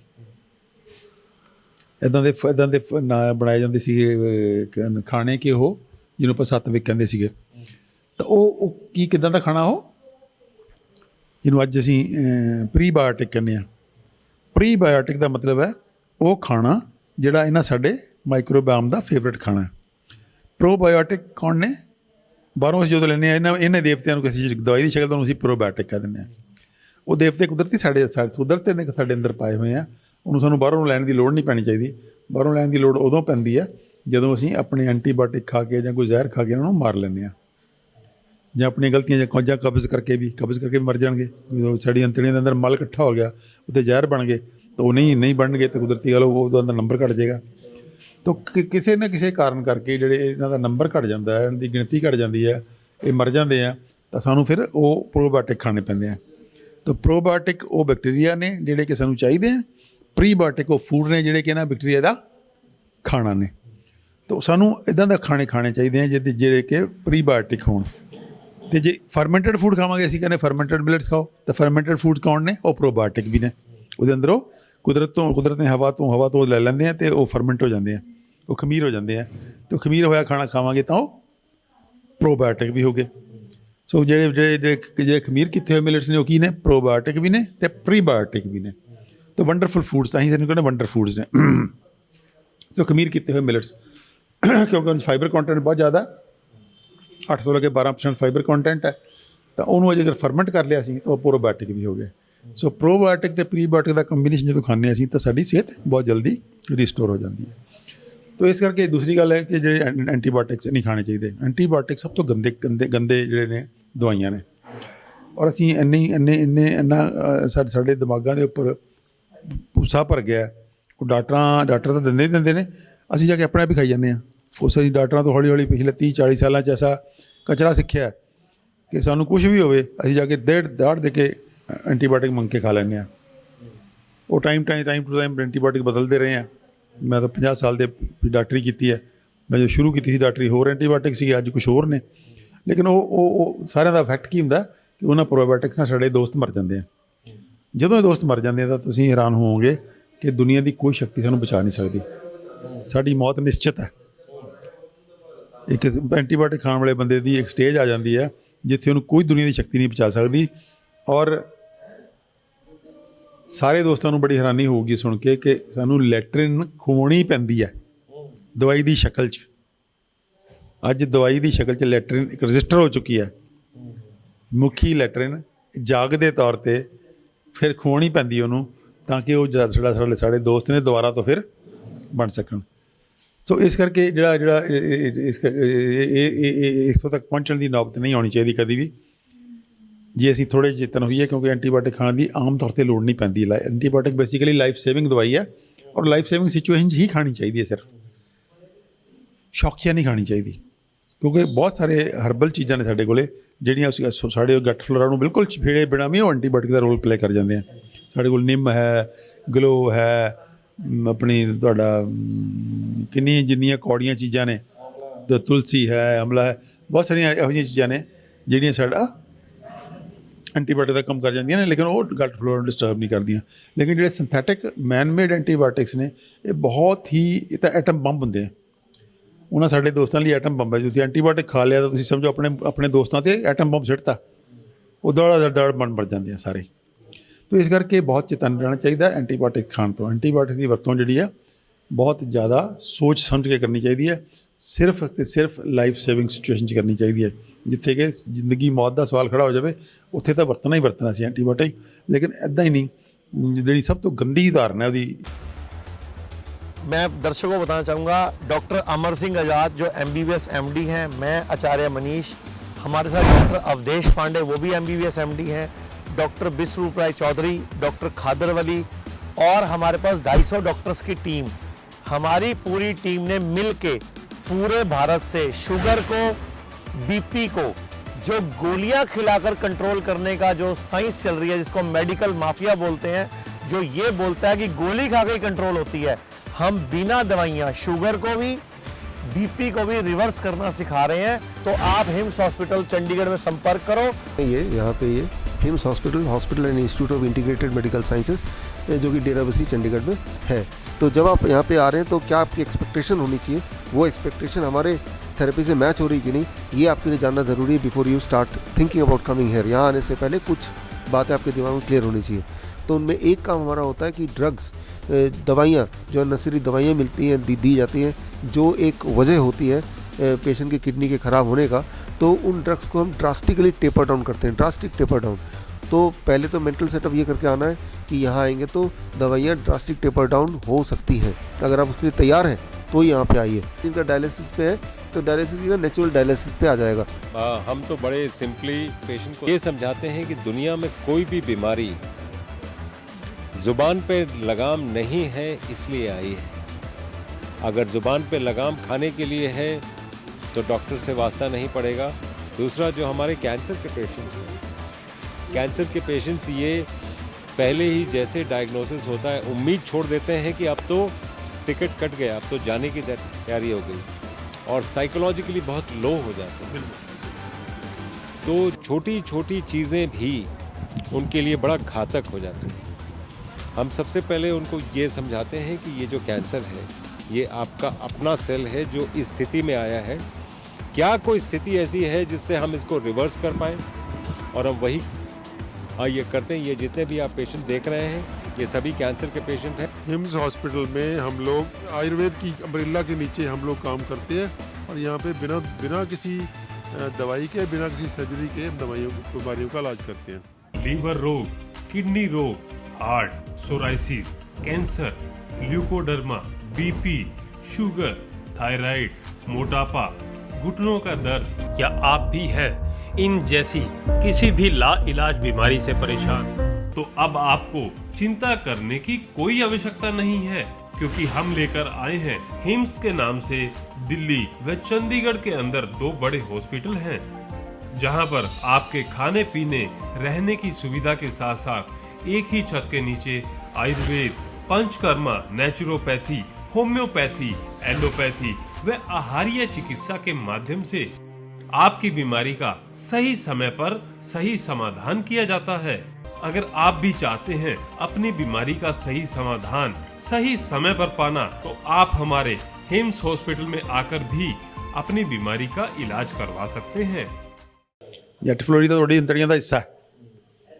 ਹੁਣ ਐਚ ਫਲੋਰੀ ਨੂੰ ਮਾਰਨ ਲਈ ਅਸੀਂ ਉਹਦੇ 'ਚ ਐਂਟੀਬਾਇਓਟਿਕ ਹੁਣ ਤਾਂ ਹਰ ਬਿਮਾਰੀ 'ਚ ਐਂਟੀਬਾਇਓਟਿਕ ਠੋਕੀ ਜਾਂਦੇ, ਫਿਰ ਤੋਂ ਹਰ ਬਿਮਾਰੀ 'ਚ ਠੋਕੀ ਜਾਂਦੇ ਆ। ਹਾਲਾਂਕਿ ਕੋਈ ਐਂਟੀਬਾਇਓਟਿਕ ਦਾ ਰੋਲ ਨਹੀਂ ਹੁੰਦਾ, ਕਿਉਂਕਿ ਬਿਮਾਰੀ ਜਿਹੜੀ ਹੁੰਦੀ ਹੈ, ਜਿਹੜੇ ਬਿਮਾਰੀ ਪ੍ਰੋਡਿਊਸ ਕਰਨ ਵਾਲੇ, ਪੈਦਾ ਕਰਨ ਵਾਲੇ ਬੈਕਟੀਰੀਆ ਹੁੰਦੇ ਆ, ਉਹ ਸਾਡੀ ਇਮਿਊਨਿਟੀ ਦੇ ਨਾਲ ਤਕੜੀ 'ਚ ਪੈਂਦੇ ਆ। ਜੇ ਸਾਡੀ ਇਮਿਊਨਿਟੀ ਪਹਿਲਾਂ ਹੀ 21 ਹੈ, ਉਹ ਜਿੰਨੇ ਮਰਜ਼ੀ ਫਰੀ ਜਾਣ, ਜਦੋਂ ਸਾਡੀ ਇਮਿਊਨਿਟੀ 19 ਹੁੰਦੀ ਹੈ ਤੇ ਉਹ 21 ਹੋ ਜਾਂਦੇ, ਫਿਰ ਹੀ ਬਿਮਾਰ ਕਰਦੇ ਆ। ਸਿਰਫ ਹੁਣ ਸਾਨੂੰ ਕੋਈ ਲੋੜ ਨਹੀਂ ਹੁੰਦੀ ਕਿਸੇ ਨੂੰ ਕਿਸੇ ਐਂਟੀਬਾਇਓਟਿਕ ਖਾਣ ਦੀ, ਸਾਨੂੰ ਸਾਡੀ ਇਮਿਊਨਿਟੀ ਨੂੰ ਚੱਕਣ ਦੀ ਲੋੜ ਹੁੰਦੀ ਹੈ, ਕਿਉਂਕਿ ਬਿਮਾਰੀ ਇੱਕ ਕੰਕਰੀਟ ਸਿਚੁਏਸ਼ਨ 'ਚ ਹੋਣੀ ਹੈ। ਬਿਮਾਰੀ ਸਿਰਫ ਉਸ ਬੰਦੇ ਨੂੰ ਹੋਣੀ ਹੈ ਜਿਹਦੀ ਇਮਿਊਨਿਟੀ ਘੱਟ ਹੈ। ਬਿਮਾਰੀ ਜਿਹਦੀ ਇਮਿਊਨਿਟੀ ਪੂਰੀ ਹੈ ਉਹਨੂੰ ਬਿਮਾਰੀ ਹੁੰਦੀ ਵੀ ਨਹੀਂ, ਕੋਈ ਬੈਕਟੀਰੀਆ ਬਿਮਾਰ ਨਹੀਂ ਕਰ ਸਕਦਾ ਉਹਨੂੰ। ਤੁਸੀਂ ਪਾਓਗੇ ਕਿ ਅੱਜ ਵੀ ਸਾਨੂੰ ਇਹੋ ਜਿਹੇ ਬਜ਼ੁਰਗ ਮਿਲ ਜਾਂਦੇ ਜਿਹੜੇ ਕਹਿੰਦੇ ਜ਼ਿੰਦਗੀ 'ਚ ਬੁਖਾਰ, ਮੈਨੂੰ ਤਾਂ ਬੁਖਾਰ ਹੀ ਨਹੀਂ ਹੋਇਆ ਕਦੇ। ਕਿਉਂ? ਕਿਉਂਕਿ ਉਹਨਾਂ ਦੀ ਇਮਿਊਨਿਟੀ ਬਹੁਤ ਹਾਈ ਸੀ, ਹੁਣ ਬੁਖਾਰ ਹੀ ਨਹੀਂ ਸੀ ਹੁੰਦਾ। ਕੋਈ ਮਲੇਰੀਆ ਨਹੀਂ ਸੀ, ਮਲੇਰੀਆ ਦਾ ਯੁੱਗ ਵੀ ਆਇਆ, ਫਿਰ ਬੜੇ ਯੁੱਗ ਲੰਘੇ ਜਿਹਦੇ 'ਚ ਬੜੀਆਂ ਬਿਮਾਰੀਆਂ ਹੁੰਦੀਆਂ ਸੀਗੀਆਂ। ਲੇਕਿਨ ਜਿਹੜਾ ਬੰਦਾ ਮਾੜਾ ਉਹਨੂੰ ਬਿਮਾਰੀ ਪੜ ਦੇ ਕੇ ਫੜ ਲੈਂਦੀ ਹੈ। ਅਤੇ ਇਸ ਕਰਕੇ ਅੱਜ ਜਿਹੜਾ ਨਵੀਂ ਮੈਡੀਸਨ ਆ ਰਹੀ, ਜਿਹਨੂੰ ਅਸੀਂ ਪ੍ਰੈਕਟਿਸ ਕਰ ਰਹੇ ਹਾਂ, ਉਹ ਮੈਡੀਸਨ ਕਹਿ ਰਹੀ ਹੈ ਕਿ ਆਪਣੀ ਇਮਿਊਨਿਟੀ ਨੂੰ ਵਧਾ ਲਓ, ਬਿਮਾਰੀ ਆਪਣੇ ਆਪ ਠੀਕ ਹੋ ਜਾਏਗੀ। ਔਰ ਬੜੀ ਕਮਾਲ ਦੇ ਰਿਜ਼ਲਟਸ ਨੇ ਉਹਦੇ 'ਚ। ਤੁਸੀਂ ਆਪਣੀ ਇਮਿਊਨਿਟੀ ਵਧਾਓ, ਨਾਲ ਦੀਆਂ ਠੀਕ ਹੋ ਜਾਂਦੀ ਹੈ। ਤਾਂ ਆਪਾਂ ਜਿਹੜੀ ਗੱਲ ਕਰ ਰਹੇ ਸੀ ਮਾਈਕਰੋਬਾਇਓਟ, ਦੋ ਗੱਲਾਂ 'ਤੇ ਸਟ੍ਰੈਸ ਕਰਨਾ ਚਾਹੁੰਦਾ ਸੀ ਮੈਂ ਇਸ ਵੀਡੀਓ 'ਚ। ਇੱਕ ਹੈਗਾ ਕਿ ਮਾਈਕਰੋਬਾਇਓਟਾ ਦਾ ਖਿਆਲ ਰੱਖਣਾ ਆਪਣੇ ਦਾ, ਕਿ ਮੇਰੇ ਮਾਈਕਰੋਬਾਇਓਟਾ ਸਟਰੋਂਗ ਰਹਿਣੇ ਚਾਹੀਦੇ ਆ। ਅਤੇ ਸਟਰੋਂਗ ਰੱਖਣ ਲਈ ਕੀ ਕਰਨਾ, ਆਪਣੇ ਪ੍ਰੀਬਾਇਓਟਿਕ ਫੂਡ ਖਾਣਾ, ਉਹ ਫੂਡ ਜਿਹੜਾ ਇਹਨਾਂ ਦਾ ਫੇਵਰੇਟ ਫੂਡ ਹੈ, ਔਰ ਪ੍ਰੋਬਾਇਓਟਿਕ ਉਹਨਾਂ ਬੈਕਟੀਰੀਆ ਨੂੰ ਡਿਸਟਰੋਏ ਕਰਨ ਵਾਲਾ ਕੋਈ ਦਵਾਈ ਜਾਂ ਕੋਈ ਜ਼ਹਿਰ ਨਹੀਂ ਖਾਣਾ। ਅਗਰ ਅਸੀਂ 2 ਗੱਲਾਂ ਚੇਤਨ, ਤੀਜੀ ਗੱਲ ਕਬਜ਼ੀ ਨਹੀਂ ਹੋਣ ਦੇਣੀ, ਕਿਉਂਕਿ ਕਬਜ਼ ਜਦੋਂ ਵੀ ਹੋਏਗੀ ਤਾਂ ਤੁਹਾਡੀਆਂ ਅੰਤੜੀਆਂ ਦੇ ਵਿੱਚ ਜ਼ਹਿਰਾਂ ਨਾਲ ਭਰ ਜਾਏਗੀ ਤੁਹਾਡੀਆਂ ਅੰਤੜੀਆਂ, ਕਿਉਂਕਿ ਉੱਥੇ ਉਹ ਗਲੇਗਾ, ਸੜੇਗਾ। ਉਹ ਖਾਣਾ ਜਦੋਂ ਰੁਕ ਗਿਆ ਤਾਂ, ਕਿਉਂਕਿ ਇਹ ਕੁਦਰਤ ਦਾ ਨਿਯਮ ਹੈ ਕਿ ਖਾਣਾ ਕਿਤੇ ਵੀ ਅੰਤੜੀਆਂ 'ਚ ਖੜਨਾ ਨਹੀਂ ਚਾਹੀਦਾ, ਉਹ ਲਗਾਤਾਰ ਮੂਵ ਕਰਦੇ ਰਹਿਣਾ ਚਾਹੀਦਾ। ਲਗਾਤਾਰ ਮੂਵ ਕਰਦਾ ਰਹੇਗਾ ਤਾਂ ਬਿਲਕੁਲ ਨਾ ਤਾਂ ਉਸ ਗਲੇਗਾ, ਸੜੇਗਾ, ਨਾ ਉਹ ਕੋਈ ਬਦਬੂ ਆਏਗੀ। ਤੁਸੀਂ ਜਿੰਨੀ ਮਰਜ਼ੀ ਉਹਨੂੰ ਫਲੇਟਸ, ਜਿਹੜੀ ਹਵਾ ਸਰਨੀ ਜਿਹੜੀ ਹੈ ਜਿਹਨੂੰ ਆਪਾਂ ਕਹਿ ਦਿੰਦੇ ਹਾਂ, ਉਹ ਕੁਦਰਤ ਦਾ ਨਿਯਮ ਹੈ ਕਿ ਤੁਹਾਨੂੰ ਹਵਾ ਸਰਦੀ ਰਹਿਣੀ ਚਾਹੀਦੀ ਹੈ। ਲੇਕਿਨ ਹਵਾ ਸਰਦੀ ਰਹੇ ਜਿਹੜੇ ਬੰਦੇ ਦੀ ਹਵਾ ਸਰਦੀ ਹੈ ਪਰ ਉਹਨੂੰ ਕਬਜ਼ ਨਹੀਂ ਹੈ ਤੇ ਉਹਦੇ ਅੰਤੜੀਆਂ 'ਚ ਖਾਣਾ ਗਲ ਛੱਡ ਨਹੀਂ ਰਿਹਾ, ਉਹਦੀ ਪਲੇਟਸ 'ਚੋਂ ਕਦੀ ਵੀ ਸਮੈਲ ਨਹੀਂ ਆਏਗੀ। ਉਹ ਵਿਰਲਾ ਤੁਹਾਨੂੰ ਬੰਦਾ ਟੱਕਰੇਗਾ ਇਹੋ ਜਿਹਾ ਜਿਹਦੇ ਕੋਲੇ ਬੈਠਣਾ ਔਖਾ, ਕਿਉਂਕਿ ਫਲੇਟਸ ਪਾਸ ਹੋਣਾ ਤਾਂ ਕੁਦਰਤ ਦਾ ਨਿਯਮ ਹੈ ਕਿ ਅੰਤੜੀਆਂ ਦੇ ਵਿੱਚ ਜਿਹੜੀ ਵੀ ਹਵਾ, ਜਦੋਂ ਸਾਡੇ ਬੈਕਟੀਰੀਆ ਕੰਮ ਕਰਦੇ ਮਾੜੀ ਮੋਟੀ ਗੈਸ ਪ੍ਰੋਡਿਊਸ ਹੁੰਦੀ ਹੈ, ਲੇਕਿਨ ਉਹ ਗੈਸਾਂ ਗੰਦੀਆਂ ਪ੍ਰੋਡਿਊਸ ਨਹੀਂ ਹੁੰਦੀਆਂ। ਜਦੋਂ ਗੰਦੀਆਂ ਗੈਸਾਂ ਪ੍ਰੋਡਿਊਸ ਕਦੋਂ ਹੁੰਦੀਆਂ ਨੇ, ਜਦੋਂ ਉਹ ਖੜ ਜਾਂਦੀ ਹੈ, ਜਦੋਂ ਖਾਣਾ ਗਲਦਾ ਸੜਦਾ। ਤਾਂ ਜੋ ਉਹ ਗਲਣ ਸੜਨ ਵਾਲੇ ਜਿਹੜਾ ਸਿਸਟਮ ਹੈ ਸਾਨੂੰ ਨਹੀਂ ਕਰਨਾ ਚਾਹੀਦਾ, ਅਤੇ ਸਾਨੂੰ ਕਬਜ਼ ਦਾ ਇਮੀਡੀਏਟਲੀ ਇਲਾਜ ਕਰਨਾ ਹੁੰਦਾ। ਕਬਜ਼ ਕਦੀ ਵੀ ਨਹੀਂ ਹੋਣੀ ਚਾਹੀਦੀ ਸਾਨੂੰ, ਕਦੇ ਵੀ ਸਾਨੂੰ ਜਿਹੜਾ ਫਲੇਟਸ ਹੈ ਉਹ ਗੰਦਾ ਬਦਬੂਦਾਰ ਨਹੀਂ ਹੋਣਾ ਚਾਹੀਦਾ। ਜੇ ਬਦਬੂਦਾਰ ਆ ਰਿਹਾ ਜਾਂ ਤਾਂ ਤੁਹਾਡਾ ਖਾਣਾ ਖਰਾਬ ਹੈ ਜਾਂ ਤੁਹਾਨੂੰ ਕਬਜ਼ੀ ਹੈ। ਤਾਂ ਨਾ ਤਾਂ ਖਾਣਾ ਖਰਾਬ ਖਾਣਾ ਚਾਹੀਦਾ ਅਤੇ ਨਾ ਕਬਜ਼ ਹੋਣੀ ਚਾਹੀਦੀ ਹੈ। ਸੋ ਇਹ ਕੁਛ ਇੰਡੀਕੇਟਰ ਨੇ, ਪੈਰਾਮੀਟਰ ਨੇ, ਇਹਨੂੰ ਯਾਦ ਰੱਖਣਾ ਚਾਹੀਦਾ। ਜੇ ਤੁਹਾਡੀ ਜਿਹੜੀ ਹਵਾ ਸਰ ਰਹੀ ਹੈ, ਤੁਹਾਨੂੰ ਫਲੇਟਸ ਪਾਸ ਹੋ ਰਹੀ ਹੈ, ਜੇ ਉਹਦੇ 'ਚ ਬਦਬੂ ਆ ਰਹੀ ਹੈ ਤਾਂ ਸਮਝੋ ਤੁਸੀਂ ਜਾਂ ਤਾਂ ਖਾਣਾ ਠੀਕ ਨਹੀਂ ਖਾ ਰਹੇ, ਖਰਾਬ ਖਾਣਾ ਖਾ ਰਹੇ ਹੋ, ਜਿਹੜਾ ਗਲਣ ਸੜਨ ਵਾਲਾ ਖਾਣਾ ਹੈ, ਜਾਂ ਤੁਹਾਨੂੰ ਕਬਜ਼ੀ ਹੈ। ਦੋਨੋਂ ਕੁਛ ਹਾਲਤਾਂ 'ਚ ਨਹੀਂ ਹੋਣੀ ਚਾਹੀਦੀਆਂ, ਤੇ ਉਹਦਾ ਇਲਾਜ ਕਰੋ। ਨੰਬਰ 2 ਤੇ ਆਪਣੇ ਕੋਈ ਐਂਟੀਬਾਇਓਟਿਕ ਨਹੀਂ ਖਾਣਾ ਬਿਨਾਂ ਵਜ੍ਹਾ, ਕਿਉਂਕਿ ਬਿਨਾਂ ਵਜ੍ਹਾ ਐਂਟੀਬਾਇਓਟਿਕ ਖਾਵਾਂਗੇ ਤਾਂ ਸਾਡਾ ਗਟ ਫਲੋਰਾ ਮਾਰ 'ਚ ਆ ਜਾਏਗਾ। ਜਿਹੜਾ ਸਾਡਾ 10 ਹੈ, ਸਾਡੇ ਨਾਲੋਂ 10 ਗੁਣਾ ਜ਼ਿਆਦਾ। ਅਸੀਂ 1+10 ਨਾ, ਇੱਕ ਅਸੀਂ ਹਾਂ, 10 ਸਾਡੇ ਦੋਸਤ ਨੇ, 10 ਗੁਣਾ, ਯਾਨੀ ਕਿ ਅਸੀਂ 11 ਨੂੰ ਲਾ ਕੇ ਸਾਡਾ ਸਰੀਰ ਚੱਲਦਾ। ਅਤੇ ਅਸੀਂ ਕਿੱਡੇ ਬੇਵਕੂਫ ਹਾਂ ਕਿ ਆਪਣੇ 10 ਡਿਸਟਰੋਏ ਕਰ ਰਹੇ ਹਾਂ ਅਤੇ ਇਕੱਲੇ ਰਹਿ ਗਏ। ਅਸੀਂ ਤਾਂ ਆਪਣੀ ਫੌਜ ਨੂੰ ਆਪ ਹੀ ਮਾਰ ਰਹੇ ਹਾਂ, ਉਹ ਸਾਡੀ ਫੌਜ ਹੈ। ਮਤਲਬ ਇਹੋ ਜਿਹਾ ਰਾਜਾ ਅਸੀਂ ਇਹੋ ਜਿਹੇ ਰਾਜੇ ਹਾਂ ਜਿਹੜਾ ਆਪਣੀ ਫੌਜ ਨੂੰ ਆਪ ਹੀ ਮਾਰੀ ਜਾਂਦਾ। ਤਾਂ ਉਹ ਇਹੋ ਜਿਹੀ ਕੋਈ ਵੀ ਹਰਕਤਾਂ ਜਿਹੜੀਆਂ ਨੇ ਕਿਸੇ ਕਿਸਮ ਦੀਆਂ, ਚਾਹੇ ਉਹ ਐਂਟੀਬਾਇਓਟਿਕ ਦੀ ਸ਼ਕਲ 'ਚ ਹੈ ਜਾਂ ਕੋਈ ਕੈਮੀਕਲ, ਸਾਰੇ ਹੀ ਮਾਰਦੇ ਆ। ਬਾਕੀ ਜਿਹੜੇ ਐਂਟੀਬਾਇਓਟਿਕ ਨਹੀਂ ਵੀ ਹੈਗੇ, ਲੇਕਿਨ ਉਹ ਸਟਰੋਂਗ ਕੈਮੀਕਲਸ ਨੇ, ਦਵਾਈਆਂ ਦੀ ਸ਼ਕਲ 'ਚ ਖਾ ਰਹੇ ਹਾਂ ਆਪਾਂ, ਚਾਹੇ ਉਹ ਪੇਨ ਕਿਲਰ ਨੇ, ਚਾਹੇ ਉਹ ਵੀ ਕਿਸੇ ਨਾ ਕਿਸੇ ਹੱਦ ਤੱਕ ਇਹੀ ਰੋਲ ਪਲੇ ਕਰਦੇ ਆ। ਤਾਂ ਉਹ ਕਿਤੇ ਨਾ ਕਿਤੇ ਜਿਹੜੀਆਂ ਦਵਾਈਆਂ ਨੇ ਅਤੇ ਖੇਤੀ 'ਚ ਵਰਤ ਰਹੇ ਆ, ਉਹ ਵੀ ਸਪੋਜ਼ ਤੁਸੀਂ ਖੇਤੀ ਦੇ ਪੈਸਟੀਸਾਈਡ ਖਾਈ ਜਾ ਰਹੇ ਹੋ ਤਾਂ ਉਹ ਵੀ ਉਹੀ ਰੋਲ ਪਲੇ ਕਰਨਗੇ। ਕਿਉਂਕਿ ਦੂਜੀ ਗੱਲ ਹੈ ਵੀ ਜਿਹੜਾ ਉਹਨਾਂ ਜਿਹੜੇ ਦੋਸਤ ਹੁੰਦੇ ਆ, ਇਹਨਾਂ ਦਾ ਸਾਈਕਲ ਬਣਿਆ ਹੋਇਆ ਕਿ ਅਸੀਂ ਜਦੋਂ ਪਾਰਟੀ ਪਾਸ ਕਰਦੇ ਹਾਂ ਤਾਂ ਸਾਡੇ ਅੰਦਰੋਂ ਜਿਹੜਾ ਸਾਡੇ ਦੋਸਤ ਨੇ ਬਾਹਰ ਮਿੱਟੀ 'ਚ ਆ ਜਾਂਦੇ ਆ, ਫਿਰ ਜਦੋਂ ਮਿੱਟੀ ਤੋਂ ਵਾਪਸ ਸਾਡੇ ਅੰਦਰ ਜਾਂਦੇ ਆ, ਫਿਰ ਉਹ ਸਾਈਕਲ ਹੈ। ਉਹ ਕਿੱਦਾਂ ਵਾਪਸ ਜਾਂਦੇ ਆ? ਇੱਕ ਤਾਂ ਹਵਾ ਰਾਹੀਂ ਚਲੇ ਜਾਂਦੇ ਆ, ਅਸੀਂ ਹਵਾ ਲੈ ਰਹੇ ਹਾਂ, ਸਾਡੇ ਅੰਦਰ ਜਾ ਰਹੇ ਹਾਂ, ਤਾਂ ਉਹ ਫੇਫੜਿਆਂ 'ਚੋਂ ਉਹ ਬੈਕਟੀਰੀਆ ਵੀ ਪਾਸ ਹੋ ਜਾਣਗੇ। ਨੰਬਰ 2 ਅਸੀਂ ਕੱਚਾ ਖਾਣਾ ਖਾ ਰਹੇ ਹਾਂ, ਜਿਹੜਾ ਤਾਂ ਉਬਲ ਗਿਆ ਖਾਣਾ, ਕੁੱਕ ਹੋ ਗਿਆ, ਉਹ ਤਾਂ ਮਰ ਗਏ, ਉਹਦੇ 'ਚ ਅੰਦਰ ਬੈਕਟੀਰੀਆ।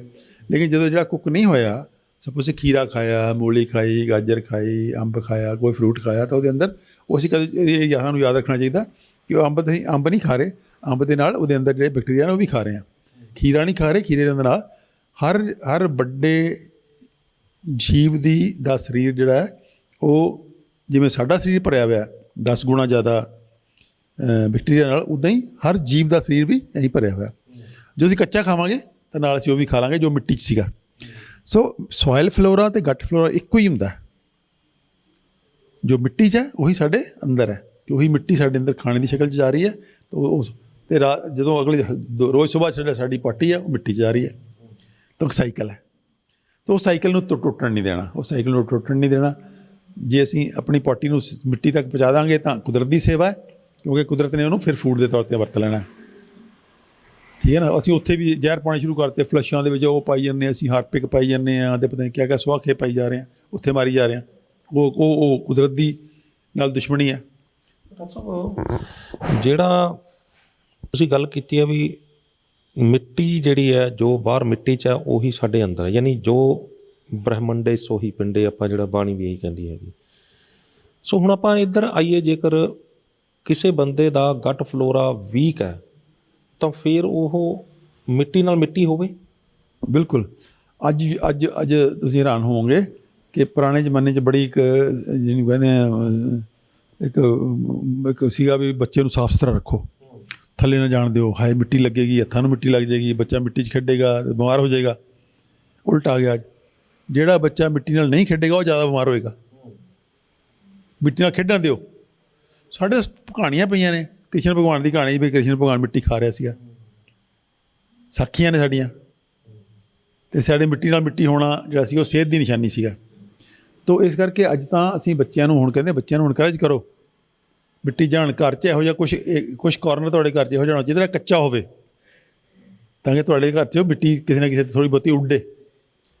ਤਾਂ ਉਹ ਜਿਹੜਾ ਉਹ ਯੁੱਗ ਲੰਘ ਗਿਆ ਜਿੱਥੇ ਇਹ ਸਮਝ ਸੀਗੀ ਕਿ ਬੱਚੇ ਨੂੰ ਮੂੰਹ ਤਾਂ ਬਿਲਕੁਲ ਹੀ ਮਿੱਟੀ ਲੱਗਣ ਹੀ ਨਹੀਂ ਦੇਣੀ, ਮਿੱਟੀ ਜਾਣ ਹੀ ਨਹੀਂ ਦੇਣਾ। ਅੱਜ ਇਹ ਆ ਗਿਆ ਕਿ ਤੁਸੀਂ ਮਿੱਟੀ 'ਚ ਜਾਓਗੇ, ਮਿੱਟੀ 'ਚ ਬਾਹਰ ਕਿਤੇ ਜਿੱਥੇ ਖੇਤਾਂ ਦੀ ਮਿੱਟੀ ਜਾਓਗੇ, ਜਿੱਥੇ ਸਾਫ਼ ਸੁਥਰੀ ਮਿੱਟੀ ਹੋਵੇ ਉੱਥੇ ਜਾਓਗੇ ਤਾਂ ਉੱਥੇ ਤੁਹਾਨੂੰ ਉਹ ਸਿਹਤਮੰਦ ਬੈਕਟੀਰੀਆ ਤੁਹਾਡੇ ਅੰਦਰ ਚੱਲ ਜਾਣਗੇ ਆਟੋਮੈਟਿਕਲੀ। ਜਦੋਂ ਮਿੱਟੀ ਨੂੰ ਪਿੰਡੇ 'ਤੇ ਮਲਦੇ ਹਾਂ ਅਸੀਂ, ਨੇਚੁਰੋਪੈਥੀ ਦੇ ਅੰਦਰ ਮੱਡ ਬਾਥ ਕਰਾਉਂਦੇ ਅਸੀਂ, ਉਹਦੀ ਆਪਣੀ ਇੱਕ ਵੈਲਿਊ ਹੈ। ਮੱਡ ਰੈਸਲਿੰਗ ਵੀ ਹੁੰਦੀ ਹੈ। ਮੱਡ ਰੈਸਲਿੰਗ ਮਿੱਟੀ ਨੂੰ ਤਾਂ ਨੇਚੁਰੋਪੈਥੀ ਦੇ ਅੰਦਰ ਮਿੱਟੀ, ਪਾਣੀ ਤੇ ਹਵਾ ਤਿੰਨਾਂ ਨੂੰ ਵਰਤਦੇ ਹਾਂ ਅਸੀਂ। ਤੇ ਪਹਿਲਵਾਨ ਦੇਖੀਏ ਨਾ ਤਾਂ ਉਹ ਜਦੋਂ ਖੇਡਣ ਲੱਗਦੇ ਪਿੰਡੇ ਤੇ ਮਿੱਟੀ ਮਲਦੇ ਆ ਬਿਲਕੁਲ। ਤਾਂ ਇਹ ਕਿਤੇ ਨਾ ਕਿਤੇ ਜਿਹੜੀ ਹੈ ਮਿੱਟੀ ਨਾਲ ਸਾਡਾ ਰਿਸ਼ਤਾ ਬਹੁਤ ਗਹਿਰਾ ਹੈ। ਉਹ ਸਾਡੀ ਮਾਂ ਹੈ ਅਤੇ ਮਾਂ ਪੁੱਤ ਦਾ ਰਿਸ਼ਤਾ ਤਾਂ ਤੁਸੀਂ ਲਓ ਉਦੋਂ ਗਹਿਰਾ ਕੋਈ ਦੁਨੀਆ ਦਾ ਰਿਸ਼ਤਾ ਨਹੀਂ ਹੋ ਸਕਦਾ। ਤਾਂ ਉਹ ਰਿਸ਼ਤਾ ਜਿਹੜਾ ਸਾਡਾ ਉਹਦੇ ਅੰਦਰ ਜਿਹੜੇ ਸੋਇਲ ਫਲੋਰਾ ਉਹ ਸਾਡਾ ਗਟ ਫਲੋਰਾ ਬਣ ਜਾਂਦਾ। ਸੋਇਲ 'ਚ ਸਾਡੇ ਲਈ ਫੂਡ ਪੈਦਾ ਕਰਦਾ, ਸੋਇਲ 'ਚ ਹੁੰਦਾ ਹੋਇਆ, ਅਤੇ ਅੰਦਰ ਜਾ ਕੇ ਸਾਡੇ ਲਈ ਸਾਡੇ ਭੋਜਨ ਅਤੇ ਸਾਡੇ ਵਿਚਾਲੇ ਕੜੀ ਦਾ ਕੰਮ ਕਰਦਾ। ਸੋ ਉਹੀ ਗਟ ਫਲੋਰਾ ਮਿੱਟੀ ਜਦੋਂ ਹੈਗਾ ਤਾਂ ਸਾਡੇ ਲਈ ਉਹ ਖੀਰੇ, ਮੂਲੀਆਂ, ਬੰਬ ਸਭ ਕੁਝ ਪੈਦਾ ਕਰਦਾ। ਜਦੋਂ ਅੰਦਰ ਜਾਂਦਾ ਤਾਂ ਉਹਨਾਂ ਨੂੰ ਹਜਮ ਕਰਨ 'ਚ ਸਾਡਾ ਸਹਾਈ ਹੁੰਦਾ, ਉਹਨੂੰ ਹਜਮ ਵੀ ਕਰਦਾ, ਉਹਨਾਂ ਨੂੰ ਫਿਰ ਪੂਰਨ ਵੀ ਕਰਦਾ, ਪੂਰਨਤਾ ਪ੍ਰਦਾਨ ਕਰਦਾ, ਅਤੇ ਫਿਰ ਉਹ ਸਾਡੇ ਖੂਨ 'ਚ ਚਲੇ ਜਾਂਦੇ ਆ ਜਿਹੜੇ ਤੱਤ ਨੇ ਉਹਦੇ। ਤਾਂ ਇਹ ਕਿਤੇ ਨਾ ਕਿਤੇ ਕੁਦਰਤ ਦੇ ਨਾਲ ਅਸੀਂ ਐਂ ਜੁੜੇ ਹੋਏ ਹਾਂ ਵਾਇਆ ਜਿਹੜਾ ਮਾਈਕਰੋਬਸ ਸੂਖਸ਼ਮ ਜੀਵ ਜਿਹੜੇ ਨੇ ਜਿਹਨੂੰ ਅਸੀਂ ਮਾਈਕਰੋਬਾਇਓਟਾ ਕਹਿੰਦੇ ਹਾਂ। ਤਾਂ ਇਹ ਰਿਸ਼ਤੇਦਾਰੀ ਜਿਹੜੀ ਹੈ ਸਾਨੂੰ ਇਹ ਕਦੇ ਵੀ ਭੁੱਲਣੀ ਨਹੀਂ ਚਾਹੀਦੀ। ਅਸੀਂ ਅਸਲ ਵਿੱਚ ਬਹੁਤ ਹੀ ਮਕੈਨੀਕਲ ਹੋ ਗਏ ਹਾਂ, ਕਿਉਂਕਿ ਮਾਡਰਨ ਮੈਡੀਕਲ ਸਿਸਟਮ ਦੇ ਅੰਦਰ ਇੱਕ ਕੈਮੀਕਲਾਈਜ਼ਡ ਮਾਡਲ ਹੈ, ਚਾਹੇ ਉਹ ਖੇਤੀ 'ਚ ਹੈ, ਚਾਹੇ ਉਹ ਭੋਜਨ ਨੂੰ ਸਟੋਰ ਕਰਨ 'ਚ ਹੈ, ਚਾਹੇ ਉਹ ਭੋਜਨ ਨੂੰ ਕੁੱਕ ਕਰਨ 'ਚ ਹੈ, ਚਾਹੇ ਉਹ ਭੋਜਨ ਦੇ ਨੂੰ ਜਿਹੜੇ ਸੰਨਿਧੀਕਰਨ ਕਰਨ 'ਚ ਹੈ। ਕਿਤੇ ਨਾ ਕਿਤੇ ਸਾਰੀ ਤਬਾਹੀ ਦਾ ਜਿਹੜਾ ਮੰਜ਼ਰ ਹੈ ਉਹ ਅਸੀਂ ਖੇਤੀ ਸ਼ੁਰੂ ਕਰ ਲੈਂਦੇ ਹਾਂ, ਖੇਤਾਂ 'ਚ ਜ਼ਹਿਰ ਪਾਉਣ ਤੋਂ ਸ਼ੁਰੂ ਕਰਦੇ ਹਾਂ, ਫਿਰ ਅਸੀਂ ਫੂਡ ਸਟੋਰ ਕਰਨ 'ਤੇ ਵੀ ਜ਼ਹਿਰ ਵਰਤਦੇ ਹਾਂ, ਫਿਰ ਅਸੀਂ ਖਾਣਾ ਪਕਾਉਣ 'ਚ ਵੀ ਕੁਝ ਕਈ ਵਾਰੀ ਇਹੋ ਜਿਹੀਆਂ ਚੀਜ਼ਾਂ ਪਾ ਦਿੰਦੇ ਹਾਂ, ਫਿਰ ਜਿਹੜੇ ਸਨਅਤਾਂ ਨੇ ਉਹ ਹੋਰ ਉਹਨੂੰ ਜ਼ਹਿਰੀਲਾ ਕਰ ਦਿੰਦੀਆਂ ਨੇ। ਤਾਂ ਇਹ ਸਾਰੇ ਦਾ ਸਾਰਾ ਵਰਤਾਰਾ ਜਿਹੜਾ ਉਹ ਬਹੁਤ ਹੀ ਖਤਰਨਾਕ ਵਰਤਾਰਾ। ਕੁਦਰਤ ਦੇ ਨਿਯਮਾਂ ਕੁਦਰਤ ਨੂੰ ਸਮਝਣਾ ਜ਼ਰੂਰੀ ਹੈ, ਕੁਦਰਤ ਦੇ ਨਿਯਮਾਂ ਨੂੰ ਪਾਲਣਾ ਜ਼ਰੂਰੀ ਹੈ। ਕੁਦਰਤ ਬਹੁਤ ਹੀ ਸੂਖਸ਼ਮ ਔਰ ਬਹੁਤ ਹੀ ਸੋਲ ਹੁੰਦੀ ਹੈ। ਉਹਦੇ ਅੰਦਰ ਜਿਹੜੇ ਸਾਡੇ ਇਹ ਮਾਈਕਰੋਬਸ ਨੇ, ਬੈਕਟੀਰੀਆ ਨੇ, ਇਹ ਸਾਡੇ ਦੇਵਤਿਆਂ ਦੇ ਰੂਪ 'ਚ ਮਿੱਟੀ 'ਚ ਵੀ ਨੇ, ਦੇਵਤਿਆਂ ਦੇ ਰੂਪ 'ਚ ਹਵਾ 'ਚ ਵੀ ਨੇ, ਪਾਣੀ 'ਚ ਵੀ ਨੇ, ਹਰ ਥਾਂ 'ਤੇ ਹੁੰਦੇ ਆ। ਇਹ ਸਾਡੇ ਲਈ ਬ੍ਰਹਮਾ ਵੀ ਨੇ, ਵਿਸ਼ਨੂੰ ਵੀ ਨੇ, ਮਹੇਸ਼ ਵੀ ਨੇ। ਇਹਨਾਂ ਨੂੰ ਨਮਸਕਾਰ ਕਰਨੀ ਚਾਹੀਦੀ ਹੈ, ਇਹਨਾਂ ਦੇ ਪ੍ਰਤੀ ਆਦਰ, ਸਤਿਕਾਰ, ਪਿਆਰ ਹੋਣਾ ਚਾਹੀਦਾ ਜੋ ਬਹੁਤ ਜ਼ਰੂਰੀ ਹੈ। ਔਰ ਇਹਨਾਂ ਨੂੰ ਕਦੇ ਵੀ ਉਹ ਇਸ ਰਸਤਾ ਅਖਤਿਆਰ ਨਹੀਂ ਕਰਨਾ ਚਾਹੀਦਾ ਕਿ ਅਸੀਂ ਇਹਨਾਂ ਨੂੰ ਮਾਰਨ ਵੱਲ ਜਾਈਏ। ਇਹਨਾਂ ਨੂੰ ਮਾਰਾਂਗੇ ਤਾਂ ਖੁਦ ਮਰਾਂਗੇ। ਉਹਨਾਂ ਨੂੰ ਮਾਰਨ ਦਾ ਮਤਲਬ ਹੀ ਹੈ ਕਿ ਖੁਦ ਮਰ ਰਹੇ ਹੋ ਤੁਸੀਂ। ਡਾਕਟਰ ਸਾਹਿਬ, ਤੁਸੀਂ ਬੜੀ ਰਿਸਪੈਕਟ ਦਿੱਤੀ ਹੈ ਮਾਈਕਰੋਬਾਇਓਮ ਨੂੰ, ਗਟ ਫਲੋਰਾ ਨੂੰ। ਹੁਣ ਥੋੜ੍ਹਾ ਜਿਹਾ ਦਰਸ਼ਕਾਂ ਨੂੰ ਆਪਾਂ ਇਹ ਵੀ ਦੱਸ ਦਈਏ ਕਿ ਰੋਜ਼ ਦੀ ਦਿਨਚਰਿਆ ਜਿਹੜੀ ਹੋਣੀ ਹੈ, ਦਿਨਚਰਿਆ ਦੇ ਵਿੱਚ ਆਪਾਂ ਕੀ ਅਜਿਹਾ ਕਰੀਏ ਵੀ ਜਿਹੜਾ ਸਾਡਾ ਗਟ ਫਲੋਰਾ ਜੇ ਕਮਜ਼ੋਰ ਹੋ ਰਿਹਾ ਤਾਂ ਉਹ ਵੀ ਸਟਰੋਂਗ ਹੋਵੇ, ਜਿਹੜਾ ਗਟ ਫਲੋਰਾ ਜੇ ਮਰ ਗਿਆ ਤਾਂ ਉਸ ਨੂੰ ਵੀ ਆਪਾਂ ਨਵਿਆ ਲਈਏ, ਉਸ ਨੂੰ ਵੀ ਦੁਬਾਰਾ ਉਸੇ ਪੋਜੀਸ਼ਨ 'ਚ ਲੈ ਆਈਏ। ਅਤੇ ਜੇਕਰ ਆਪਣੇ ਗਟ ਫਲੋਰਾ ਦੇ ਵਿੱਚ ਕਿਤੇ ਨਾ ਕਿਤੇ ਕੋਈ ਕਮੀ ਪੇਸ਼ੀ ਹੈਗੀ ਹੈ ਤਾਂ ਫਿਰ ਉਹ ਕਮੀ ਪੇਸ਼ੀ ਆਵੇ ਹੀ ਨਾ। ਉਹਦੇ ਅੰਦਰ ਜੇ ਤਾਂ ਕੱਚਾ ਖਾਣਾ, ਕੱਚਾ ਭੋਜਨ ਖਾਣਾ ਸਭ ਤੋਂ ਵਧੀਆ ਚੀਜ਼ ਹੈ।